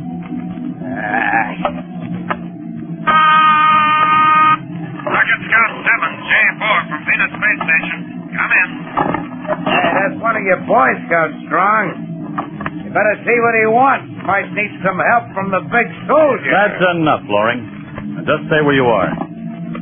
Venus Space Station from Rocket Scout 7, J4. Go ahead. This is Corbett, sir. Just thought I'd check if everything's okay. Everything's okay here, Corbett. Thanks for being concerned. Well, has Manning gotten into any more trouble yet? No, sir. But there's no telling. He's worried about Astro arriving and rubbing it in about the radar. He should be thankful that's all he's got to worry about. Astro should be joining you on the station soon. Okay, sir. Raceman's luck.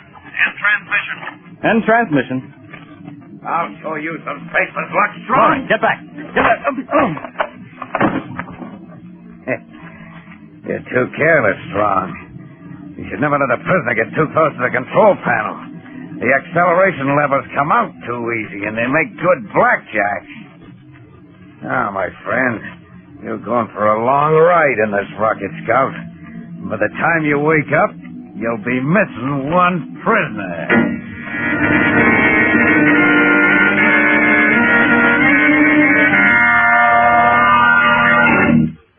Say, when things start happening to the space cadets, they happen fast. That's why a space cadet makes sure he's ready for action right from the time he rolls out of his bunk in the morning. First thing, he heads for the mess hall and helps himself to a good, nourishing breakfast built around Kellogg's Corn Flakes. A space cadet knows Kellogg's Corn Flakes are quick energy food that they help him soak up for a quick blast-off. As Astro would say, if you want to be a real space ace, you want to stay right in shape. And that means getting the right kind of food. Now, take breakfast, for instance. A bowl of Kellogg's Corn Flakes is a bowl of real, quick energy food. And when I pour them in the bowl, I know I'm going to like them. Take it from me. If you want to keep in shape, have yourself a good, nourishing breakfast every morning and build it around Kellogg's Corn Flakes. Right, Astro. And fellows and girls, you'll be helping yourself to more punch till lunch. More punch till lunch. So start enjoying Kellogg's Corn Flakes, the favorite ready-to-eat cereal of the whole universe. And now, there's a big announcement coming later in the show about a special offer from Kellogg's Corn Flakes. So call Mom to the radio because she'll want to hear all about it.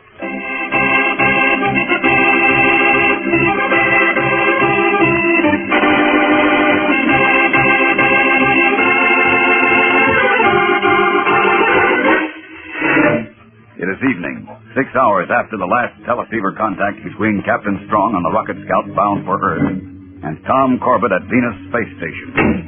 Now, unaware that Loring has escaped, leaving Captain Strong unconscious on the rocket scout, Tom and Roger Manning, wearing their spacesuits and helmets, saunter idly around the outer deck of the station, relaxing between watches.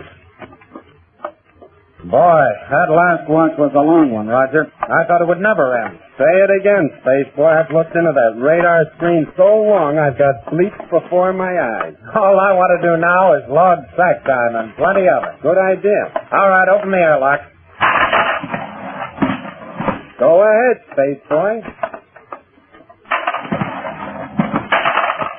I'll equalize pressure and oxygen. Okay. I'm glad to get this helmet off. I hate these fish bowls. You'd be a little uncomfortable without one.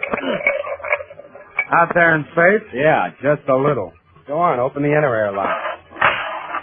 Attention all hands, emergency alert. Hey, what's going on? Quiet, Roger. Let's get this. Captain Strong has just reported the escape of the Solar Guard prisoner, James Loring. Tom, you hear that? Amp your tubes, will you? All Solar Guard units in space and all space stations are advised to be on the alert. It is believed he will try to reach Venus in a jet boat stolen from the rocket scout. All radar scanners are to be manned by double watch. Any unscheduled or unauthorized space flights will be reported to Solar Guard headquarters on Venus immediately. That is all. That's enough. Come on, Roger. You're a radar technician. Let's get up to your station and start scanning. Okay, Tom. If we don't find that creep Loring, Captain Strong's going to get it in the neck.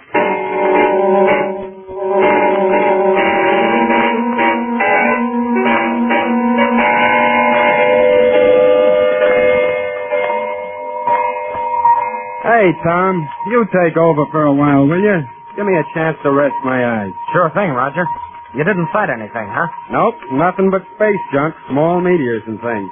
Oh, and those 3 spaceships that landed a few minutes ago. I wonder if Astro was on any one of them. He sure was, Tom. Huh? Astro! In the flesh. Well, blast me to space dust if it isn't the old Venusian grease monkey. Astro, are we glad to see you? Stop it. Cut it out. Quit it, fellas. Wow.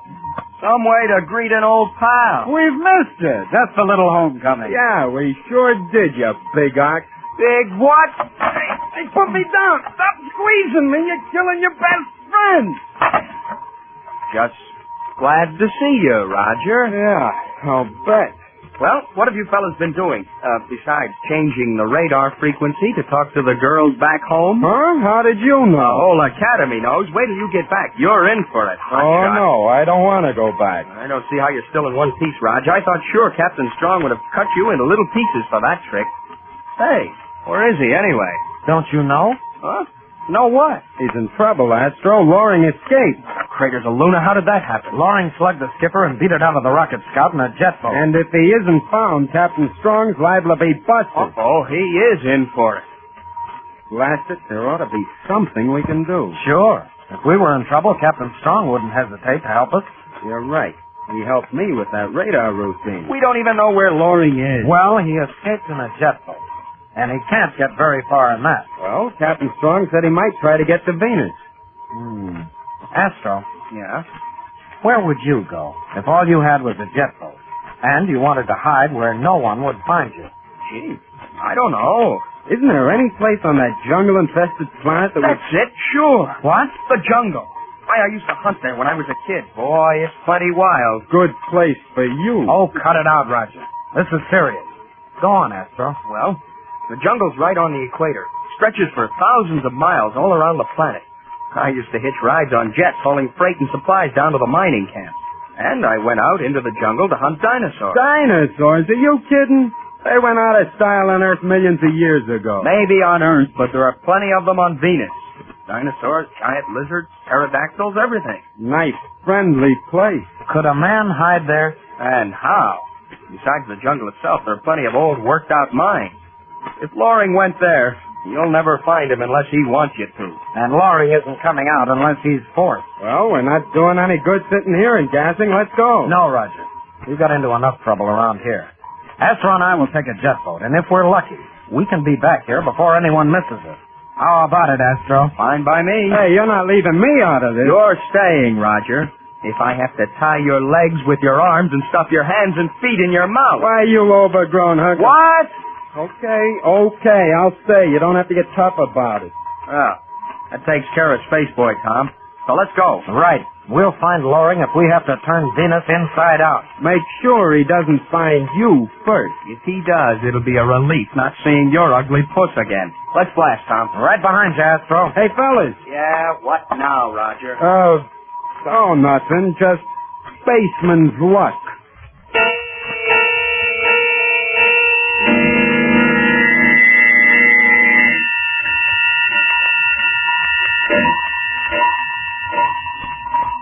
That's the way it happened, Manning. When I talked to Corbett on the teleceiver, Loring slipped up behind me and slugged me with an acceleration lever. When I came to, he'd escaped. He was taking a chance going out in a jet boat, Captain Strong. What did he have to lose? Unlucky he didn't try to kill me. Will there be an investigation of his escape, sir? Investigation? Well, sir, Loring was in your custody, and... It won't look very nice on my service record, but Commander Arkwright is giving me every chance to redeem myself. He made me leader of the search squadron. You have a whole squadron searching for Loring? Why, the entire Solar Guard is searching for him. He's a criminal, Manning, and dangerous. I'm in command of 7 rocket destroyers sweeping space between Mars and Earth. Jumping Jupiter. And Tom and Astro just went after him in a jet boat. They what? Yes, sir, when we found out what's on you, so Astro and Tom blasted off in a jet boat to go looking for him in the Venusian jungle. Why, those little idiots. They only wanted to help you, Captain Strong. Oh, yes, of course. I appreciate what they're trying to do and why they're doing it. But Loring is a desperate man, and he won't hesitate to kill if he has to. Well, Tom and Astro can take care of themselves, sir. I'm sure they can, but we've got to make sure. Get your gear, Manning. We're blasting off. We've got to find Tom and Astro before Loring does.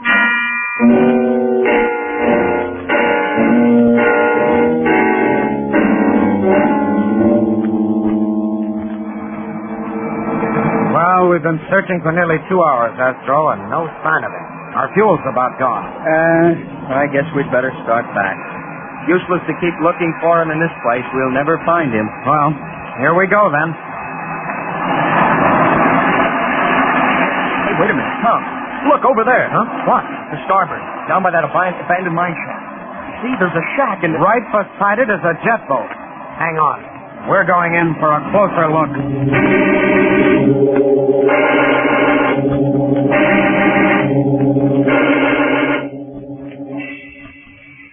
This is Loring's jet boat, all right, Astro.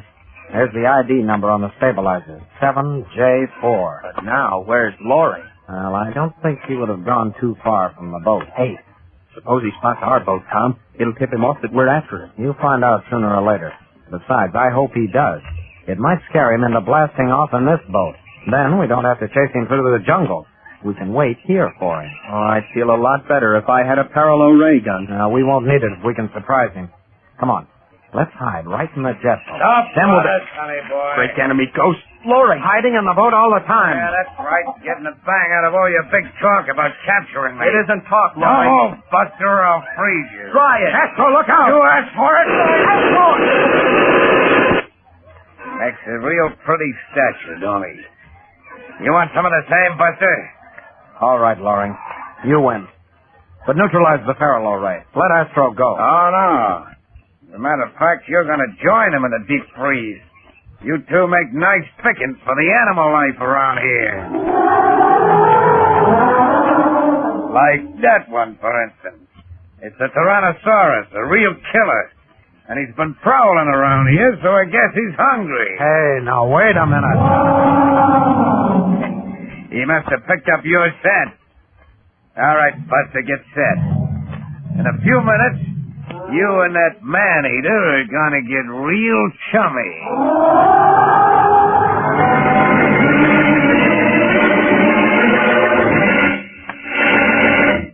Looks like a big, exciting adventure is coming up for the Space Cadets. And here's a big, exciting announcement for Mom. Did you call her to the radio? Swell. Mother, have you sent for your baking set? The wonderful 10-piece baking set Kellogg's is offering? It's an amazing bargain, too good to pass up. Just listen to all you get. A new kind of mixing bowl holds a generous 5 cups, 4 standard measuring spoons, 4 cookie cutters, a handy bowl scraper, and beater combined. And each piece sparkles and gleams with color. Cheery reds, sunny yellows, brilliant greens. There's such cheerful, gay colors to have around your kitchen. And wait till you see the bowl, made of a new kind of plastic that's absolutely unbreakable. You can even wash it in hottest water. The cookie cutters are different, too. They're real clever, shaped like hearts, diamonds, clubs, and spades with such keen, sharp edges. And what a bowl scraper. The curved edge makes it extra handy. And listen, all 10 pieces are yours for less than you'd pay for the bowl alone. Just send 50 cents and the top from any 2 boxes of Kellogg's Corn Flakes to Kellogg's, Box 926, Toronto, Ontario. That's 2 Kellogg's Corn Flakes box tops and 50 cents. Send to Kellogg's, Box 926, Toronto. But hurry, send for yours today.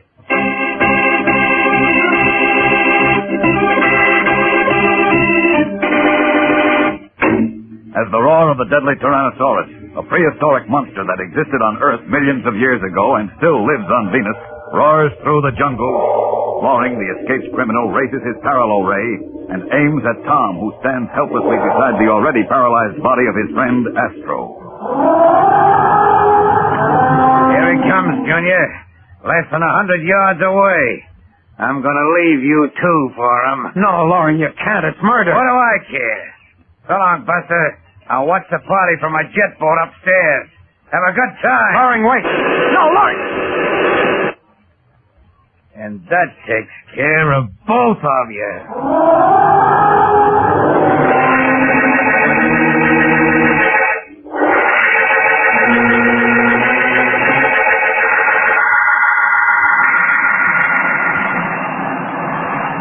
It's no use, Captain Strong. We've searched every inch of the jungle for 1,000 miles around. We've got to go back to Venusport and refuel. Well, I'm afraid you're right, Manning. Although I hate to think of Tom and Astro alone down there with night coming on. Yeah, with all those monsters you were telling me about.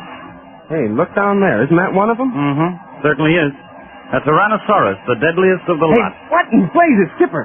Look, right behind the whatever you call it. A jet boat trying to blast off. Manning, it's the boat from the rocket scout. The one Loring took? Yes. Hang on, we're going after it. Too late, Skipper. Look, that monster reached up and grabbed it. Great Jupiter. Oh, he's tearing the boat apart. Skipper, you don't think maybe Tom and Astro were in it? No. Now look. One man. In civilian clothes. Then it's Loring? It was Loring. Oh, brother. And there goes the monster, back into the jungle. That was pretty awful. Hey, wait a minute. Look down there, Manning. By that old mine shaft. Isn't that Tom? And Astro. Yeah, I'd know that Venusian rocket head anywhere. But But they're just standing there. They aren't moving. What's the matter with them? Hang on. We're going down to find out.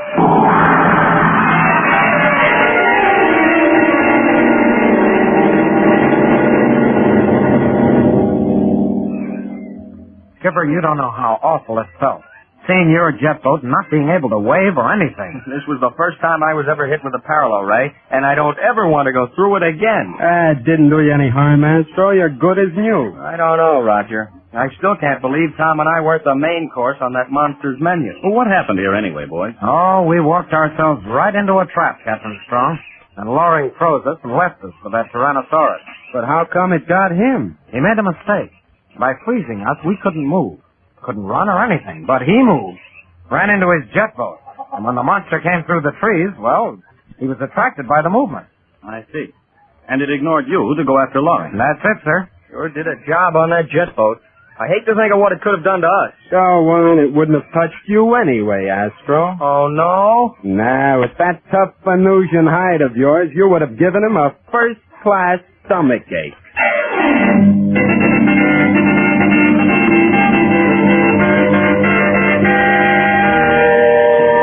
Don't miss the next action-packed adventure with Tom, Corbett, and the Space Cadets on Tuesday, when the boys are given weekend liberty and Tom is shanghaied aboard the Deep Spacer.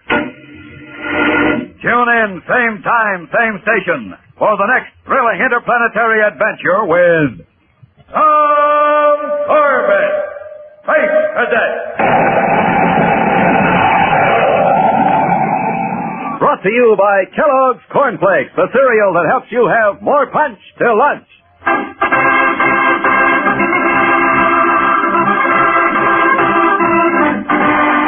Tom Corbett, Space Cadet, starring Frankie Thomas, also appears in the comic sections of many of Canada's leading newspapers. Look for a daily and in weekend edition. Featured in the cast are Al Markham as Astro, Jan Merlin as Roger Manning, and Edward Bryce as Captain Strong. Today's program was directed by Drex Hines. Jackson Beck speaking.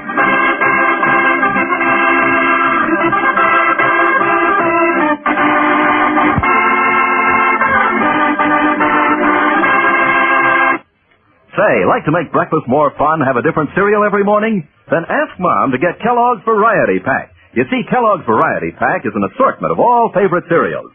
10 individual-sized packages in one handy carton. With Kellogg's Variety on the table, you can pick and choose to your heart's content from such favorites as Kellogg's Corn Flakes, Pep, Rice Krispies, Kellogg's Raisin Bran, and others. Remember, each of the 10 individual packages in Kellogg's Variety Pack is a generous serving. You choose and open your own package yourself. And because each package contains exactly one bowl full, the cereals stay extra crisp and fresh. So just for fun, make breakfast fun. Ask Mom to get Kellogg's Variety Pack.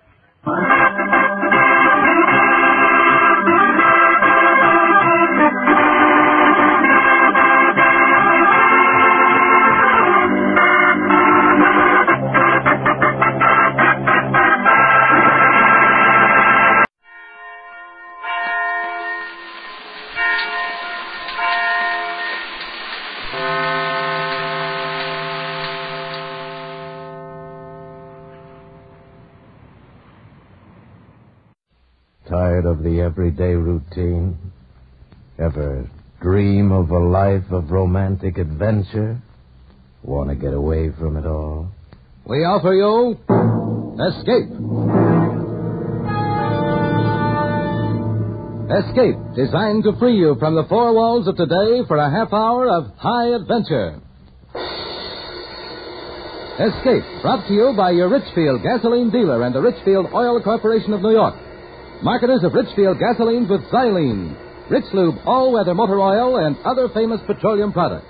Look for the Richfield Eagle on the cream and blue pumps.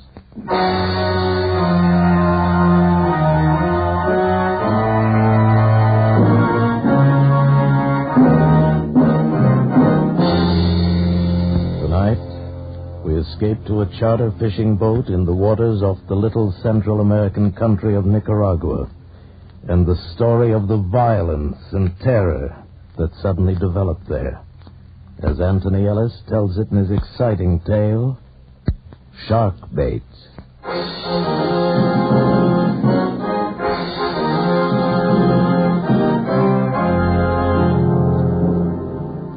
just come out of the hole they call El Splendido. Passes for a hotel in Puerto Morazan. They call it El Splendido, I guess, because of the bigger and better cockroaches. Funny thing is, there are always a few Americans there. They come down to Nicaragua for the fishing. Two of them, a man named Williams and his daughter, had chartered my boat for the next morning. It was getting dark when I walked down to where the boat was tied up, and as I came to the shack that palmed itself off as a cocktail bar, I knew it was time for a drink. The joint was called Joe's. Nobody knew why, since it belonged to a fat, happy Portuguese named Miguel Pereira, who in his spare time dabbled in everything from cut-rate murder to dope. He was a good man not to trust. Went to a table, and he stopped plunking his guitar long enough to bring me a warm beer. Buenos tardes, Capitan Hook. Hi, Mike. Here's hot today, eh? Yeah. You are the first person for cocktails all day today. Now, that's tough. But when it gets dark, the Americanos will come in. Then I make up my loss. I'll bet you do. I have heard some interesting talk today. Is that so? I would not breathe it to a soul but you. Go on. Across the border, they are ready. Oh, the rebels again? So they say. Oh, those Hondurans. I have heard something else. Huh? They are bringing guns in for the attempt. No kidding. See. They pick them up from a Honduras fishing trawler off the coast tomorrow night. Then take them to Point Maria here in Nicaragua. Well, that's the point, a couple of miles below Puerto Morazan, isn't it? See, from there they carry the guns across the border to Honduras. Well, that's pretty slick. These things I have heard, amigo. You're a true conspirator, Miguelito. There is something more, and believe me, dear friend, I will tell it to no one but you. The guns arrive at Point Maria at 30 minutes past 10 tomorrow night. Well, that's valuable information, Mike. You'd better not tell anybody else. You know, you might get yourself into trouble. Oh, but of course I would not. You I tell because I can trust you as you can trust me, Capitan Hook? Come, I bring you another beer, On Joe's Cocktail Bar, free.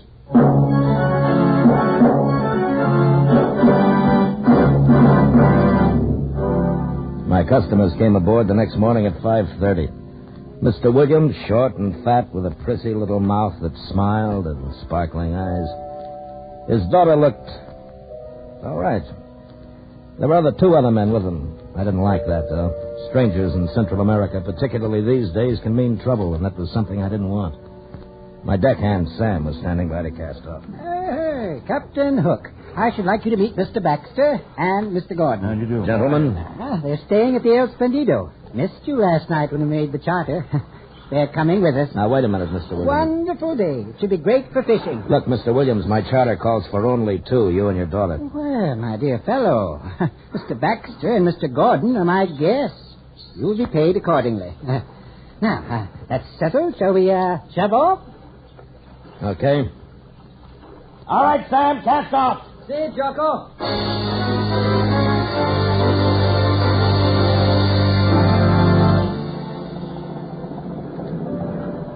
It's beautiful, isn't it, Captain?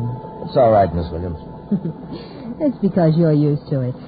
I've never seen water like this before. Huh? Your deckhand. You call him Sam. What about him? Sam. He is Spanish, isn't he? What? Rest is Nicaragua. Why do you call him Sam? Is that really his name? No, but it's easier. The other one's too long. He calls you Jocko? It's Jonathan, but he can't pronounce it. Strange to find a man like you down here running a charter fishing boat, and with a name like Captain Hook. It's very romantic. I'm glad you like it. Oh. Am I annoying you? No, of course not, Miss Williams. It's my job to answer questions. I see. Captain, that dark patch of water over there. You see? Yeah. It seems to be moving. It is. Manta ray. Manta ray? A giant manta ray. We stay away from him. It's healthy. Oh, my camera. I must get a shot. Can you get closer? I can, but I won't. Well, now, look here. There's no need to use that tone with me. I'm hiring you. I want to get a picture of the beast. I'm sorry. I'm chartered for fishing. This is a 46-footer. Your beast is about 35 feet across, and he's bad-tempered, too. Nothing doing. Oh, very well. Jocko! What? Albacore. Where? On the port bow. I see it. Forget your Monterey, Mr. Williams. Look, Albacore. Tell your friends to get ready. Better let me try for the first one. If we lose him, the rest will get away. Watch those outriggers, Sam. Mr. Williams, break out your gear. This is it.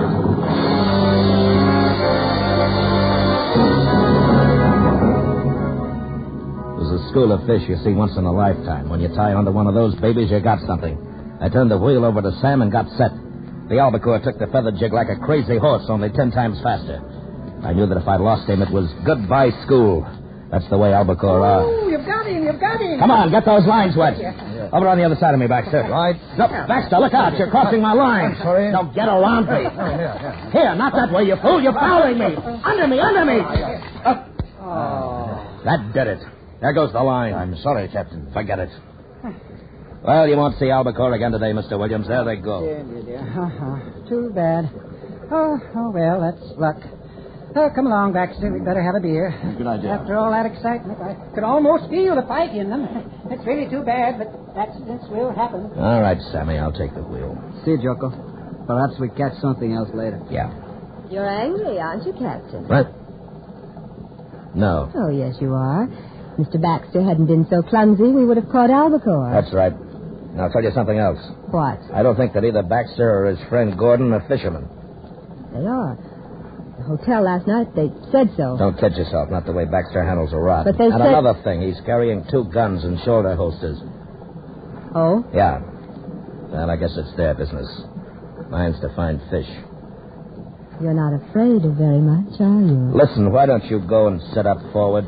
Are you afraid of me? Look, I've taken too many spoiled dames on these trips. Like smallpox, I'm immune. And I'm bored. You talk like a bad movie. Now go cut up mullet or something. I'm not expendable. We cruised for another couple of hours. Sighted one marlin, tied into another. That is, Mr. Williams did, but he lost it. Baxter and his quiet friend didn't fish much. They watched. I didn't like that any better.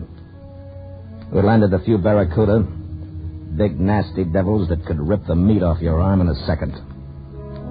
And it was hot. Sun bounced back from the glassy water and made you wish you were somewhere else. And then it was afternoon. Those 2 guys just sat. They were making me nervous. Williams drank beer and perspired while his daughter kept casing me. I figured she was getting ready for another try when we saw the boat. It was a fisherman flying the Honduran flag. Oh, not very good sport today, Captain. It may get better. It's too bad I missed that marlin. There'll be another. I hope so. First the albacore and then marlin. Hey, on your right. Huh? What sort of craft is that? That's commercial fishermen. Oh, quite large, isn't she? They take a lot of fish. Of course. I'd like to get a picture, if I may. I thought you wanted fish. I do. Right, then I'm headed down the coast. Oh, would it take long to get close enough for a picture? No, it wouldn't be worth it. Huh? She's Honduran. I don't want trouble. Trouble, Captain? In case you haven't heard, Honduras is ripe for another revolution. What? We're under the Nicaraguan flag. I'm not taking any chances. I don't understand. It depends whose side the fishermen are on. If they're Honduras government, it's all right. If they're not, they might like to have my boat. What? It's happened before. Incredible. Yeah. Revolution. Well. Captain, that ship, she seems to be signaling. No, what about it? Mr. Gordon knows a little about signal pennants. Does he? Like he knows how to fish? I think it's a distress signal. Yes, you ought to find out. Distress. Is that so, Captain Hook? Could be. Could be a trick. I don't understand. If they're in distress, it's our duty to When go... we first sighted her, there wasn't any signal. Now she very conveniently runs one up. I don't like it. We're putting back to Puerto Morazan. We better take a look. Not on my boat. Sam! Hi, Jocko. We're through for the day. Take in the outriggers. I'm sorry, Mr. Williams, but I don't like this charter. You'll get your money back. But you can't do that. I Stay on the course. Nuts. I insist, Captain. Oh, Mr. Baxter, what are you doing with a gun? Are you crazy? Walk over here slowly, Hook. Come on. I mean it. Well... All right, Gordon, take over. Right. I've been wondering about you ever since you boarded. Have you? Well, now you know. Mr. Baxter, really, you have no right to endanger us all. This is going too far. Keep out of this, Mr. Williams. You're pretty interested in that trawler, aren't you? Yes, that's why we've borrowed your boat. If you give us any trouble, I'll shoot you in the leg and throw you overboard. I imagine you would make excellent sport for the shark in Barracuda. They have an extraordinary scent for blood, Captain Hook.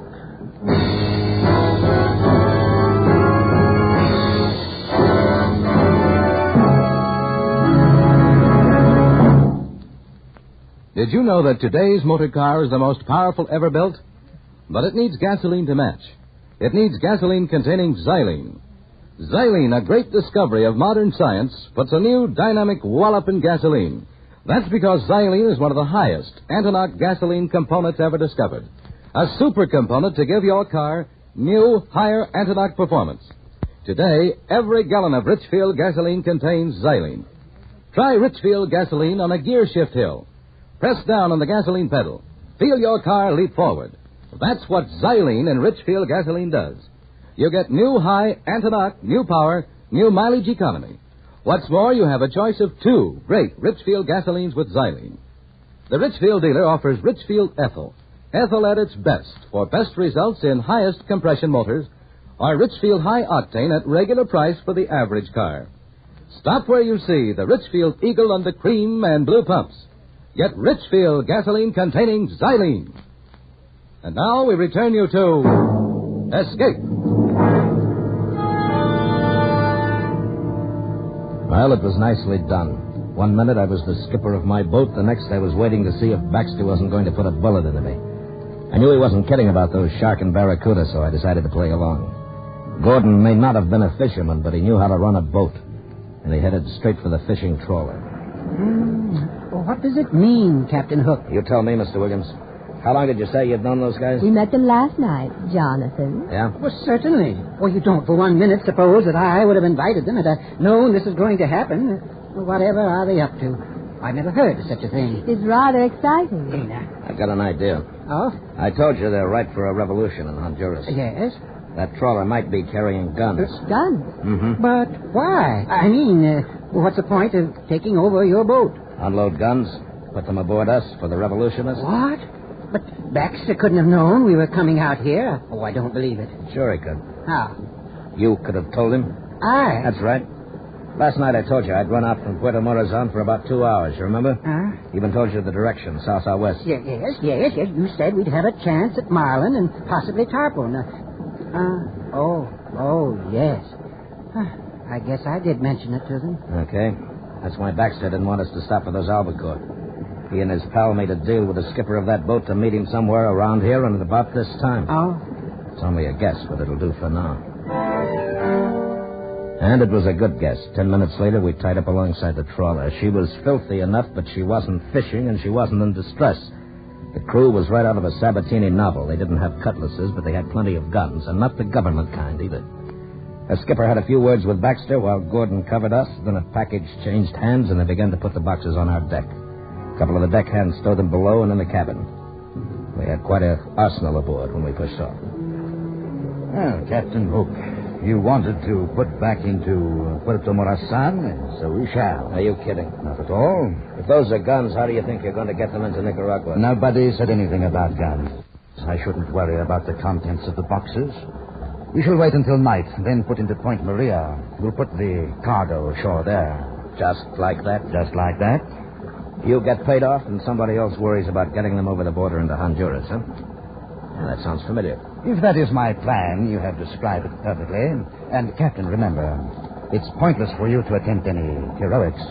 Our stakes are rather high, and we should prefer not to kill you. You won't kill me, don't worry. Your boat will be returned to you, and there'll be a bonus for your rather unusual charter. Oh, thanks a lot. Well, I'm going to join Gordon at the wheel now, and keep in sight, Captain Hook. Jocko. Sammy. Stay down. They can't see you. Jocko, they think I am below. Yeah. I behaved very scared. They did not trouble to search me carefully. I have my knife. Good boy. Not now, though. Stay out of the way. If we get a chance, I'll... Duck, here comes the dame. Well, where's your father, Miss Williams? In the cabin, worrying. Who were you talking to just now? Huh, me? Talking? Oh. Yes, you were. I know. It's your deckhand, Sam, isn't it? Keep your voice down. Sorry. Haven't they missed him? Probably not. Sam can look like a real scared Indian when he wants to. He isn't scared, is he? No. You've got a plan. Maybe? I could help. No, just stay out of the way. But I want to help. What can I do? What's your first name? Dana. That's no name for a girl. Well, it doesn't matter. I am a girl. Yeah, I can see that. What do you want me to do? Go over to the wheel. Gordon hasn't got a gun in his hand. Baxter's the one to watch. Get him talking, and if you can move him in front of me, cut him off for about 5 seconds, right? But you haven't got a gun. What can you do? Not me, Sam. If I got his knife, he can do tricks with one. Just give him time to get a good throw, that's all. When I yell, duck. Where is he? Inside the bait tank behind me. All right. I'll take care of Gordon. You still game? Of course. All right, go on. Sam. See, Jocko? Get set. Did you hear what I told her? I hear. Make it good, boy. If you miss... I won't miss, Jocko. Now, she's talking to him now, Sam. We haven't got much time. I'm ready. I'm going for Gordon. We'll get him off guard. If you miss with a knife, rush him. Okay, Jocko. All right, now, Sam. Look out! Stay where you are, Captain Hook. That was most unwise. Jonathan, he must have seen him. I couldn't help it. Sam. Sam. I'm sorry, Jocko. I was not fast with the knife. I'm sorry. Oh, come on, Sam. You'll be all right, Sam. There we go. We have one good, fine time together. Hey, Jocko. Sure we do, Sam. And lots more. Put him overboard, Captain. What? Put him over the side. He's dead. Listen, you murdering... I want no dead bodies in this boat. Might be difficult to explain if anyone came aboard before we reached land. Put him over the side. I picked him up in my arms. He was very light. The little mestizo who had been with me for 3 years was dead. Sam was dead. He looked like a sleeping child, except for the blood stain creeping over his wet shirt. I stood at the rail for a moment. Then I let him go. He fell astern of us, and I had to watch. I knew what was going to happen, but I had to watch. So did Baxter. I could feel that murderous fascination as he waited. Then there was a swirl. And another. The water boiled with triangular fins.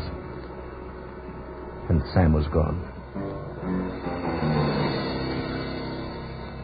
After that, I just waited. Williams and the girl didn't show. It was just me and those two at the wheel. And it began to get dark like it does down there. We didn't show any lights. Gordon was still at the wheel, and I could see the glow of Puerto Morazan off the port bow. There was no moon, just sudden blackness. Must have taken Carter by surprise, because when he called to me, I wasn't sitting by the bait tank any longer. I was around the other side with a big gap hook in my hand. Captain! Why didn't you watch him? Never mind that. He's still aboard. Hook! I'm coming to get you. Don't be a fool. Hook! This is your last chance. I swear I'll shoot. I caught sight of his figure for a second against the glow of the town, and then he was gone. But I was ready. I could hear him. Just a couple of more steps. 1, 2, 3. Hook! You're a fool. I'll put on the light. No. They'll see us from shore. Then I could hear him breathing. And I hit out with a gat, and I caught next her in the throat. He went down hard, dying fast. I grabbed his gun and moved quietly toward Gordon at the wheel. Did you kill him? Baxter can't hear you, Gordon. He's dead. All right, drop it. Drop it! I got away from the wheel. Okay. Williams! Williams, get out here. It's all right. I've got him. Captain Hook. Oh, well done. Mustn't have taken a lot of nerve to do that. Pity it's wasted. Sorry, Captain Hook. It was dark again when I came around. I could hear voices up forward. I'd been a sucker, and I knew that the 4 of them had been in it together. I tell you, I can't take it any closer. Baxter knew these waters. I don't. We could hit anything. Rocks, shoals. We wouldn't have a chance. The sharks. If we hadn't been so careless, this never would have happened. Well, what's the use of talking? We've got to do something. Look, What? Isn't that a point over there on your left? Yes, that might be Point Maria. Now I understood why Sam had died. The girl must have told Baxter what was going on, then faked the routine we'd worked out. That's why she got so cozy with me, just to make sure she'd know what I was up to. And it was quite a setup. It's a lot of dough and running guns, and it takes all kinds to do it. And I decided it was about time to let them know I was awake. Well, Captain. Yeah. You feeling better? Yeah. I didn't mean to hit you quite so hard. No, I'm sure you didn't. You caused us quite a little inconvenience, you know. I'll bet Sam's sorry for you, too. That's a nice kid, your daughter. She pulled wings off of flies when she was younger. Not my daughter, Captain. Dana's, well, shall we say, a partner in the enterprise. Oh? And we have a proposition to put to you. Oh? Frankly, we need your help. Mr. Gordon is unable to discern the landmark we have chosen. Baxter might have found it, but, well, Captain, we needn't go into that. I offer you $1,000 if you would take us in to Point Maria, where we should be able to see the signal. Sorry. 2,000. Find it yourself. Shoot him. He'll only give us more trouble. Yeah, do that. Then explain how Sam and I disappeared when you get back to Puerto Morazan. By the way, have you checked the fuel? It's almost empty. That's right. All right, Captain. What do you want? Look, Williams, suppose I take you in, and we decide on a fair deal when we get there. Very well. You have my hand on it, Captain? Yeah. Gentlemen's agreement. Are you sure this is Point Maria? I'm sure. Do you want me to signal? No, we'll wait. We have to pick up the guns at 10:30. The boats will put out from shore. It's 10:30 now. We'll wait. It's okay with me. 5 minutes went by, and we heard the sound of muffled oars. From out of the blackness, riding out to us on the swells, came 3 boats. I was at the rail when the first man lumbered heavily over the side. It was the owner of Joe's Cocktail Bar, Miguel Pereira, still fat and still happy. 4 others followed, well armed, stood waiting. Captain Hook, my good friend, and Senor Williams. Yes. But I did not know that you were acquainted. Well, the captain was kind enough to assist in delivering your consignment, Senor Pereira. So? Now I understand. You and the captain have become partners, eh? You used his boat for the task. Very good. Not partners, Mike. These are my guns. Oh, now come now, Captain Hook. You're getting a little out of your depth, aren't you? You might as well start unloading, Mike. But there is only one consignment? That's right, mine. Williams wasn't able to pick his up. Wait a minute. Are you in us, too? You, Captain, you're running guns? Yeah. It wasn't nice of Mike not to tell you about me, and it wasn't nice of him not to tell me about you. What? Would have been simpler to let us do the whole thing instead of splitting it up, Mike. Never mind what was nice. I know what I'm doing. It was safer this way. If one of you were caught, the other would get through. Mr. Williams said he arranged for a boat and would pick up his guns this afternoon from the trawler and bring them here this evening. And you, my dear friend, were to pick up yours tonight, as I told you. That's right, you've got them. Now, look here. If you think I'm going to be double-crossed like this, you can... Go ahead. There's a load of guns waiting for you out on that Honduras fisherman. Pick them up. This one's my deal. Well, I tell you, Senor Pereira, these are mine. We must have the other shipment of guns tonight. Looks like you're not going to, Mike, unless I can get them for you. You're not going to get away with this, Captain Hook. You will return to the trawler tonight, Captain? Sure. You'll have to pay me first for these. It is done. Oh, no. We made a deal, Pereira. I am not You did not keep your bargain, senor. Obviously, these are the captain's guns. Please, no violence. My men are nervous. That is better. Here is the money, my friend. Thanks, Mike. I'll give it to Sam's wife. It won't make her feel any better about Sammy, but it may help a bit. Well, Captain Hook, you've done quite well, haven't you? Where does all this leave us? Out, Mr. Williams. If you're smart, right out of Central America. And if I were you, I'd do my fishing in a lake from here on. It's healthier.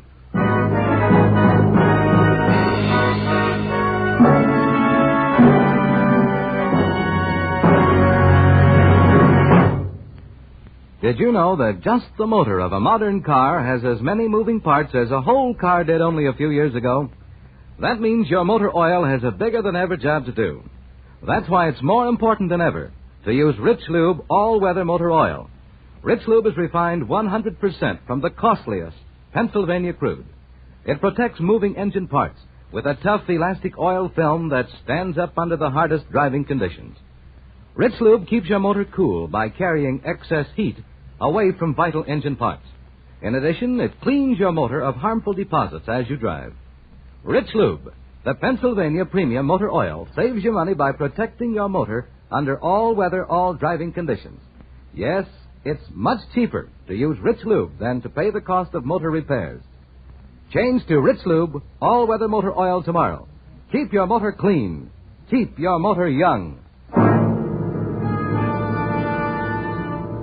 Escape is produced and directed by William N. Robeson. And tonight has presented Sharkbait by Anthony Ellis. Featured in tonight's cast were Bill Conrad as Captain Hook, Mary Shipp as Dana, Will Gear as Williams, John Daner as Baxter, Steve Roberts as Gordon, Harry Bartell as Sam, and Paul Frees as Miguel. Special music was arranged and played by Ivan Ditmars. Next week. You are standing on the deck of a whaling ship, about to put out from San Francisco, when a stranger suddenly appears to inform you that he has just murdered your first mate. A stranger from whom you realize there can be no escape.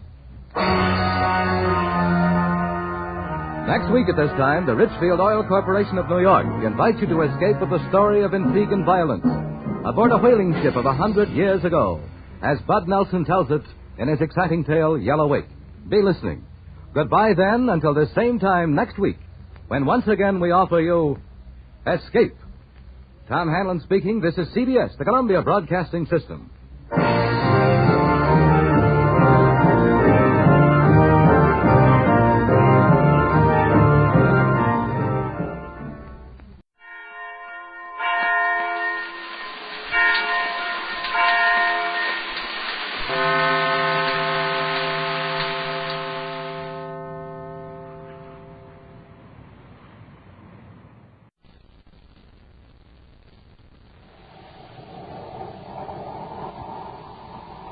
Wheat Chex, Rice Chex, and Good Hot Wellston present Space Patrol! High adventure in the wild, vast reaches of space. Missions of daring in the name of interplanetary justice. Travel into the future with Buzz Corey, Commander-in-Chief of the Space Patrol!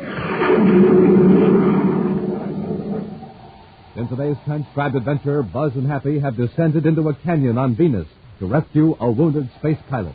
As they reach the injured man, a flash flood roars down the river, piling water up behind the dam above them. We got to get him out of here quickly, Happy. The water's rising fast. Once we get into the ledge, we shouldn't have any trouble carrying him to the top. It's a landslide. Press close to the dam. Keep your head down.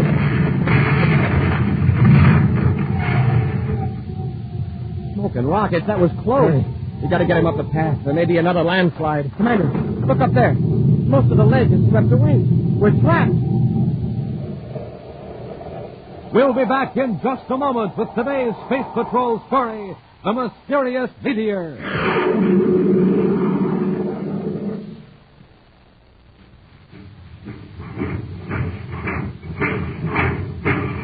Do you hear that, gang? That's the Terra Express train trying to get up speed on ordinary fuel. Not very speedy, is it? But now listen to that same train with super fuel in its tank.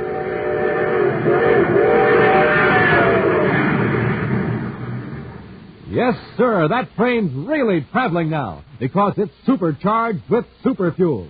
And, gang, without a good breakfast, you can't go very fast either. But with super fuel in your tank, you're supercharged. Here's how Buzz Corey gets up a head of steam in the morning.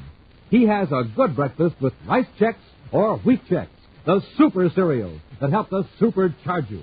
For taste, they're terrific. And for size, they're perfect, because they both have that modern bite-sized design. So, gang, get off to a quick start in the morning the way Buzz Corey does. Get supercharged. Just eat a good breakfast with the Checkerboard Super Cereals. And get them today in the red and white Checkerboard packages. Rice Chex, Wheat Chex.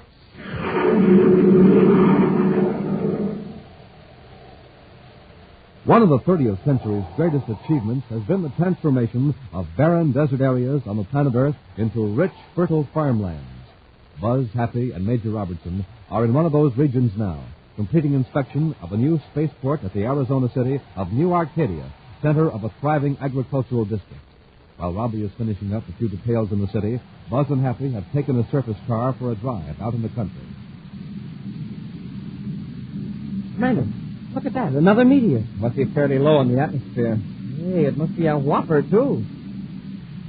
Wow, did you see that? It got so hot it exploded. And what a flash. It lit up the whole countryside. Quite a show. I never saw one like that before. Oh, look, there's another one.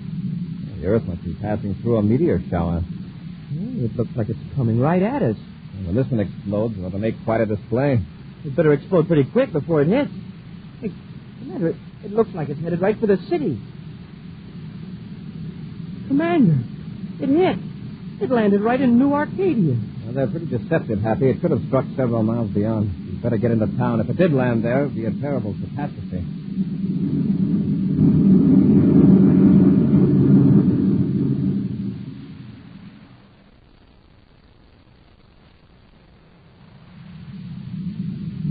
We're getting close, Commander. There's a whole area roped off up there. Yeah, the people are jammed around it. Well, we'll have to stop here and get out, Happy. We can't get through the crowd with this surface car. Hey, look. There's Major Robertson. Commander, I'm glad you're here. What happened, Robbie? A meteor landed right in the middle of the park. Anybody hurt? No, by a lucky chance. But a few people got showered with dirt, and a couple of hundred got the scare of their lives. Well, how big is the meteor? It's hard to tell. It's like a crater about 20 yards wide. The meteor's way down in the bottom of a deeper pit, glowing and red hot. Let's get through this crowd and have a look. Right, Commander. All right, make way, please. Stage crew coming through. What a crowd. Oh, there she is. Hey, it looks like a huge red eye. We don't know how large it really is. Part of it's buried by the dirt that fell back into the pit. Look at the size of the crater, Robbie. It's a miracle it landed where it did. A very lucky miracle. And they're bringing up the Tomo power shovel now. Well, aren't they going to wait until it cools off before they try to pull it out? Professor King wants to encourage her to make some tests. Professor King? Yes, sir. Professor James King, the meteorite expert. Hold that right there. Hold that. That's the professor shouting at the shovel operator. Professor King's been lecturing at the university here. Oh, I recognize him now. I met him a couple of years ago on Mercury. Well, apparently he's seen you. Here he comes. Commander Corey, isn't this most fortunate? Hello, Professor. Yes, it is fortunate. It could have been a terrible calamity. Exactly. If I had followed my usual custom, I would have been home in my study. But something urged me to go for a stroll. And I was only half a block from the park when this green streak rolled out of the sky. I was thinking it might have killed someone. That would have been tragic, of course. But think of it. A rare meteor falling right at my feet, so to speak. Commander, do I have your permission to test it? Of course. Thank you. I already examined it for radioactivity. How does it test?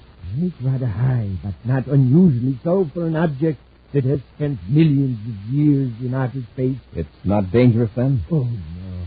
Except that right now it's rather hot from the friction of the atmosphere. The shovel operator is going to scoop away some of the dirt so I can check its size. Would you care to watch? Of course, Professor King. Oh, by the way, this is Cadet Happy. How do you do, sir? Glad to know you, Cadet. Your first meteor? Well, not quite. Happy's had quite a few experiences with meteors in space. Oh, of course. Now, here comes the first group. Get back! The meteor exploded. No, it didn't. It's still glowing. Yeah, but look at the shovel. I mean, look where it was. That huge scoop is gone. The cables are just hanging there. What could have caused it, Professor? I don't know, Commander. It's hot, but not hot enough to melt a steel shovel.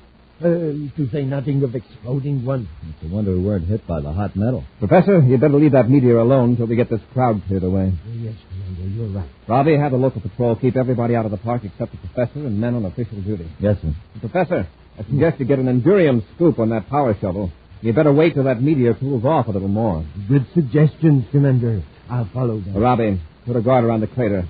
I don't know what we've got here, but this is no ordinary meteor.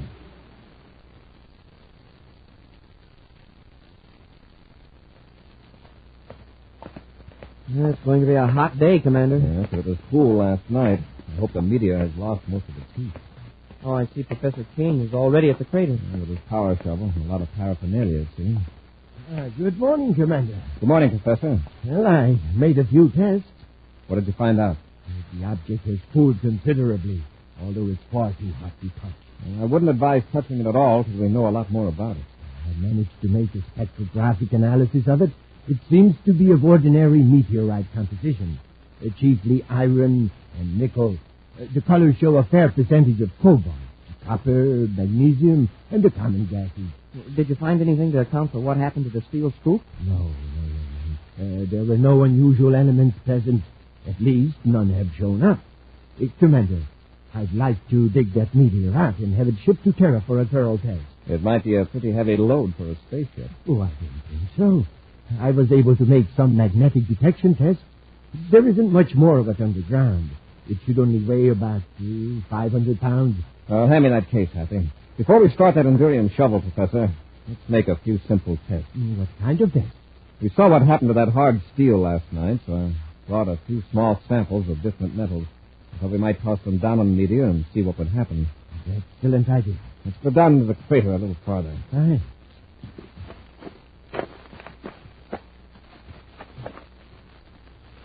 Not too close, Happy. We can hit it from here. Yes, sir. Now, here's a piece of steel. Try that first. Right, Commander. I hope my aim is good. It's gone. Vanished. Fragment disintegrated. From here, looks like it chipped a piece out of the meteor. What'll we try next? Here's a lump of nickel, Happy. Okay. The rockets, that's gone, too. Well, Commander, if it destroys everything that touches it, well, why doesn't it just sink into the ground? Apparently, it doesn't disintegrate soil. Now, try this piece of Endurium. All right, sir. Hey, nothing happened. The Endurium is just lying there on top of the meteor. Well, now at least we know we can dig the meteor out with an Endurium cover. Yes, but don't forget, if you're going to move that object, it'll have to be packed in an Endurium box. That's right. Well, we'll need a box about 3 feet thick on each side, perhaps a little thicker, just to be sure. Good idea. Oh, I can hardly wait to get it to my laboratory on Terra so that extensive tests can be made. Well, you better not try it with any expensive instruments. It's going to be a difficult object to handle, all right. Professor, we'll leave you now. Happy and I have got to get back to local Space Patrol headquarters and clean up a few details. No, Commander.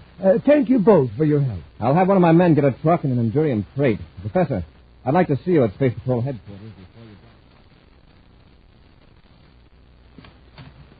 go. Commander. Come in, Professor. Oh, I'll get you a chair, Professor K. I hope I'm not interrupting anything. Well, not at all. Won't you sit down? Have any trouble with your metal-eating monster? No, it's packed in an Endurium crate with another ordinary crate around that. And it is now at the new Arcadia spaceport. So you're ready to go to Terra and solve the mystery? Commander, I think I have already solved it. Do you know what makes it destroy steel and nickel? Well, that meteorite will destroy any substance that it contains within itself. But how? Other meteors don't do that. Dr. Rawlins and I have come to the same conclusion. We believe this meteor is matter in reverse. Matter in reverse? Yes. Matter entirely foreign to our part of the universe. It may have come originally from a galaxy millions of light years away, where matter is formed in an entirely different way. But you said it appears to be iron and nickel and other substances with which you're familiar. Yes, that's how it appears. But the atomic structure of each element is in exact reverse. Matter in our solar system has atoms with negatively charged electrons whirling around a positive nucleus. And this meteor has a negative nucleus with positive electrons. Exactly. For years, scientists have speculated about the possibility of such matter. Now we know it exists. Perhaps whole galaxies are made of. But I still don't see why it destroys other metals. That's only half of the story, Cadet. Part of the meteor is destroyed, too, in another form of atomic explosion. The two forms of matter cancel each other out. They neutralize each other. Precisely. Atom for atom. Commander, if we can learn to duplicate that process, we're on the threshold of a new era.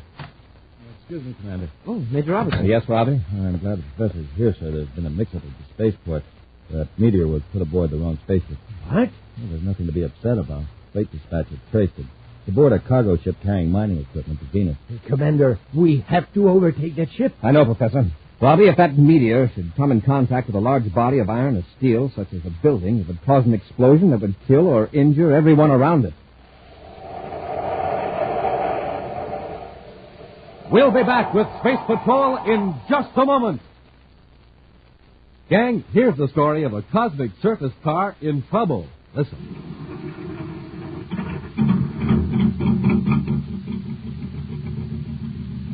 The trouble, it's got nothing to go on but ordinary fuel.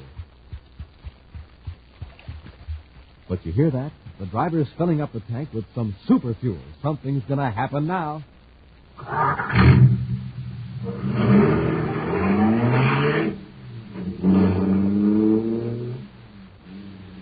Boy, that cosmic surface car is really roaring. That's because it's supercharged with super fuel.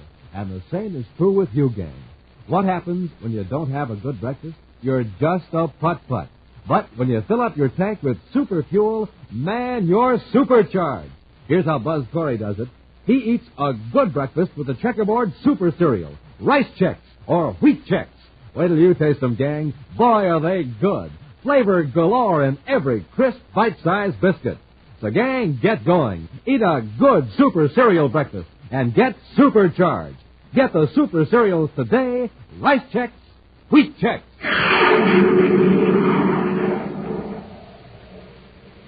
While Buzz, Happy, and Major Robertson were in Arizona on the planet Earth, a strange meteor hurtled out of the sky and buried itself in a city park. Attempts to dig it up resulted in steel digging tools being disintegrated in a blinding flash. So far, only the metal Endurium has resisted the strange destructive force. It's now believed that the meteor is composed of matter with reversed electrical charges, matter from outer space that can destroy matter as it's known in our solar system. By mistake, the Endurium crate containing the meteor was put aboard the wrong ship. Right now, Buzz and Happy are aboard the Terra 5, racing to overtake the cargo ship carrying mining equipment and the strange meteor to Venus. Happy, keep the freighter in the viewscope. Yes, Commander. Hey, if he's headed for Venus City, he's losing altitude pretty fast. That's been worrying me, Hap. I'll contact him again by spaceophone.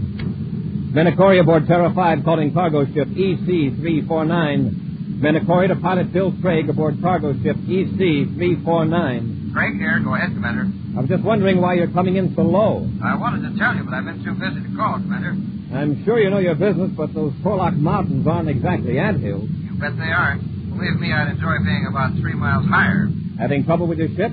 Yes, sir. I came into Venus atmosphere on automatic trajectory control, and the control's out of adjustment. Looks like I'm going to have to set down outside the city somewhere under repeller aid. You don't sound very worried. Should I be? Well, you know your ship. Commander, exactly what am I carrying aboard this ship? Why is everything so mysterious? I'll explain it later, Craig. I wish somebody would. All Space Control told me is that something was put aboard my ship by mistake. You'd meet me at Venus City Spaceport and supervise its removal. We didn't want to cause you any undue alarm. The fact is, you've got something very dangerous aboard. Explosives? Don't worry, I've hauled some pretty ticklish stuff in my day. You've never hauled anything quite like what you have aboard now. Everything will be all right if you just set her down easy. Okay, Commander. Look, right now I don't think I can get above that Turlock range. If I can get any power out of the rockets, I'll deflect a few degrees and head up the canyon. Oh, he must be in a car. Do you have any rocket control at all? A little. Enough to maneuver between those mountains. All right, Craig. Good luck. We'll be watching. Corey out. I hope we can reach a broad level space to set her down. I hope it does, too, Hap. Keep an eye on him through the viewscope. Yes, sir. Sir, why didn't you tell him he was hauling a wild meteor? No sense wasting time explaining. He knows he has a problem. Yeah, I guess you're right. He made it, Commander. Yeah, he's headed up the canyon. I guess he's okay now. Let's hope so.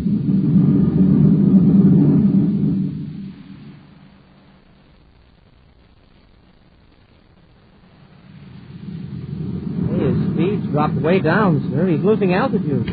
Corey aboard Terra 5 calling Bill Craig. Craig here, go ahead. How you doing? Canyon widens out into a valley beyond Crescent Dam.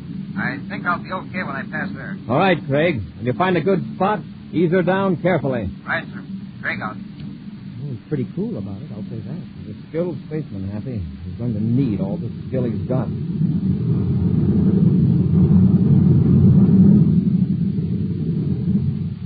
There's the dam up ahead. He's getting awfully close to that canyon wall. Yeah.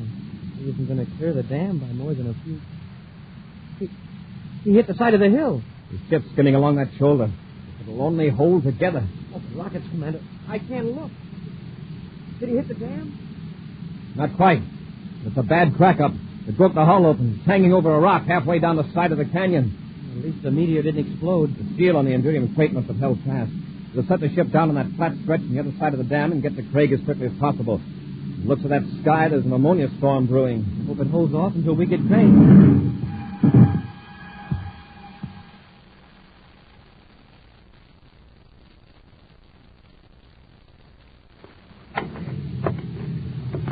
Hey, this climbing is no sense, Commander. This terrain is rough. A few more feet and we'll be even with the top of the dam. Anything yet, sir? You can see part of the wreckage from here, but no sign of Craig. Come on, Hap, we've got to hurry. Feel that wind. Wow, that storm is roaring down the canyon a mile a minute. Better work fast, Happy. Commander, look. Some of the cargo's spilled out of the ship and rolled down into the water. Yeah. One of the crates is smashed open. Yeah, I hope the meteor didn't roll into the water. That looks bad. The hull is smashed right near the pilot's compartment. I hope Craig is all right. Let's work our way down into the ship. Commander, look. Isn't that a man down there at the edge of the water? It's Craig. Must have been tossed out of the ship. He sees us. He's waving. He's hurt. Come on, hurry. Watch your step. It's steep through here. Happy, there's a ledge that slopes right down to the dam. A couple of crates stopped there. Sure. It leads right up to that ladder on the dam, near the gate. Now, let's head for it.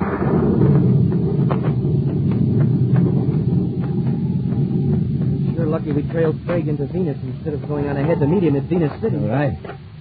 Hey, look at that water level. There must be a flash flood up the canyon. Smoking rockets. Nearly up to where Craig's lying. Rising fast. Got to get him out of there. Now, take it easy climbing over that Endurium crate, Happy. That's the meteor. Hey, the seal's broken. The meteor's part way out of the crate. We're in luck. Fortunately, none of those pieces of machinery came in contact with it. All right, let's climb down the face of the dam. Watch that ladder. It's going to be slippery.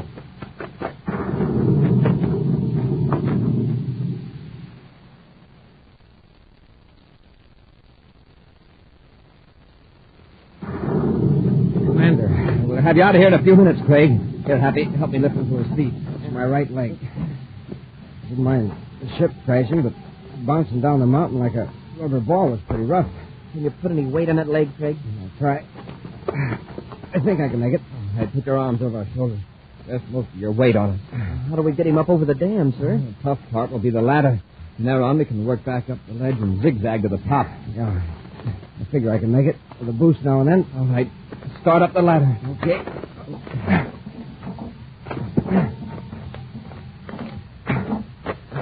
It's okay. I can make it. Look at that water. It's rising fast. A landslide. Press close to the dam. Keep your heads down.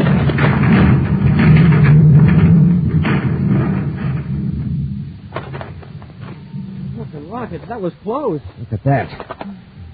If you men hadn't come for me, I'd be buried under several tons of dirt right now. Let's get out of here. There could be another landslide. Commander, look up there. How are we going to get out? The landslide has swept away most of the ledge. That's right. We can get as high as a sluice gate, but from then on, it's sheer wall. Let's get up to what's left of the ledge. We'll be out of the water at least.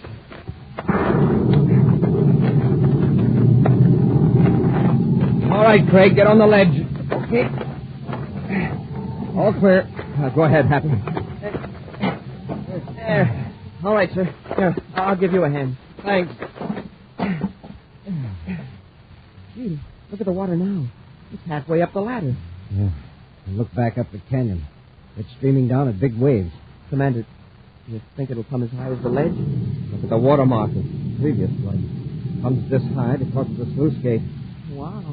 Even if the water doesn't come over the ledge, we're stuck here. If that sluice gate were only open, we could go through the spillway to the other side of the dam. There's a ladder on that side, too. I saw it coming up. How can we get it open? The spillway to the other side of the dam. There's a ladder on that side, too. It's operated by remote control from a station far down the valley. Hey, maybe they'll open the gate. By that time, it won't do us any good. See that line painted 10 feet over the gate? The water has to reach that level before the flood warning sounds. He's right, Happy. Looks like I led you fellas into a trap. I'd only managed to get the ship over the dam. Well, it isn't your fault, Craig. Well, I suppose we might as well sit down on the crates, Relax. I'd be careful of my feet if I were you, Craig. Don't let the metal in your boot buckles hit that meteor. Meteor? What are you talking about? There's a meteor in that crate. That's what we were worried about. If certain metals touch it, they explode. Craig, get off that crate. Huh? Quickly, Happy. Give me a hand to that meteor. What do you mean, sir? Let's get this meteor rolling down the slope of the ledge. Into the water? No, toward the dam. If it gets up enough speed, it might crash into that sluice gate. Sure, but will it be going fast enough to knock that gate out? Well, no, sir. Hey, Commander, that gate is solid steel. Exactly. Hey, solid steel, like the first power shovel scoop. Okay, Commander, I get it. Craig, get over behind that other crate. If this works, it's going to be quite an explosion. Careful, Happy. Remove your cadet ring. Yes, sir. It'll be a pretty painful way to find if the meteor has platinum in it. Hey, this thing is sure hard to move. If we get it rolling, it won't be so bad. At least it's lighter here on Venus than it was on Earth. Watch your feet. We've got it rolling, sir. Quickly now. Get behind the Agrium crate. Hope it doesn't wobble off into the water. Craig, keep your head down.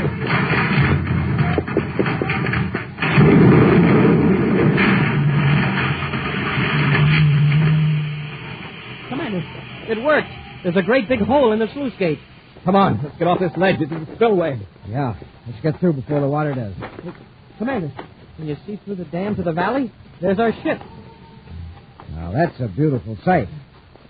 Commander, what about Professor King? What's he going to say? I'm afraid the professor will have to be content with telling another story about the big one that got away. An exciting preview of next week's thrilling Space Patrol adventure in just a moment. But first, gang, here's something that's more fun than anything you ever owned. Something that rates as the biggest value we have ever offered. Something new, different, exciting. I'm speaking of that wonderful new thrill, Space Patrol Space Binoculars. I call it a wonderful new thrill because this amazing piece of Space Patrol equipment makes it possible for you to see houses, buildings, cars, and people way off in the distance. Yes, sir, when you look through your Space Patrol Space Binoculars, you can see what's going on blocks and blocks away. And when you look through your space binoculars, you don't even have to hold them. No, sir, they have a strong elastic band that holds them snugly to your eyes. Makes you look like somebody from outer space, because when you wear your binoculars, they stand out from your eyes a full 3.5 inches. Well, that's right. I'm not talking about flimsy little goggles or a mask. I'm talking about real, honest-to-goodness 4-power binoculars with 4 pure lucite lenses. The real McCoy, in other words. Real binoculars. They're made of solid black plastic, and they have a bright red leather-like trimming that makes them look terrific.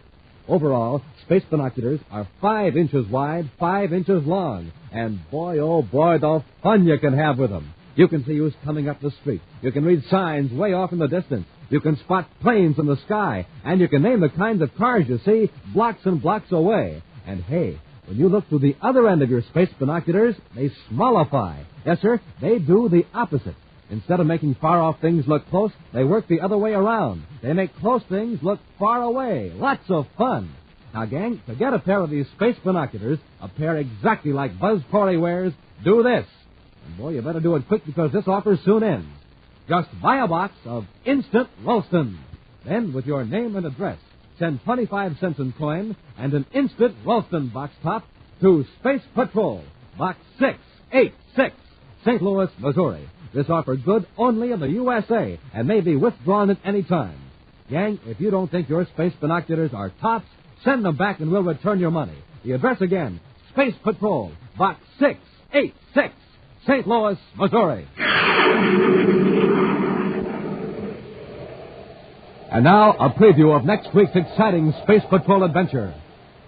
Buzz and Happy are on the third moon of Jupiter in their spacesuits, attempting to pull Major Robertson out of a crevice into which he's fallen. Buzz has lowered Happy into the crevice where thousands of beetle-like insects are swarming, impervious to the cold and lack of atmosphere. Lower me a couple more feet, sir. Doggone these bugs. That's it, sir. Loop the rope under the Major's arms, Happy. Just a minute, sir. Like, brush off some of these insects. Some of them just won't brush off. They're awful. They're on my suit, too. Yes, and all over the Major's. Commander! They're eating through our spacesuits. We gotta get the Major out of there and get back to the ship. If these insects puncture our suits, we're finished. Be sure to be with us next Saturday for the exciting story, The Moon Beetles, when wheat checks, rice checks, and good hot Ralston again bring you Space Patrol! High adventure in the wild, vast reaches of space. Missions of daring in the name of interplanetary justice. Travel into the future with Buzz Corey, Commander-in-Chief of the Space Patrol. Space Patrol, an original Mike Moser production starring Ed Kemmer as Commander Corey and Lynn Osborne as Cadet Happy, was written by Lou Houston and directed by Larry Robertson. Other players were Norman Jolly, Ken Mayer, and Bela Kovach. Dick Tufeld speaking. Now, don't forget to tune in next Saturday and every Saturday when Wheat Chex, Rice Chex, and Good Hot Roastin' again present the new, exciting Space Patrol. Be sure to see another exciting Space Patrol story on your local ABC television station. Consult your local paper for time and channel. Space Patrol comes to you transcribed from Hollywood. This is ABC Radio Network.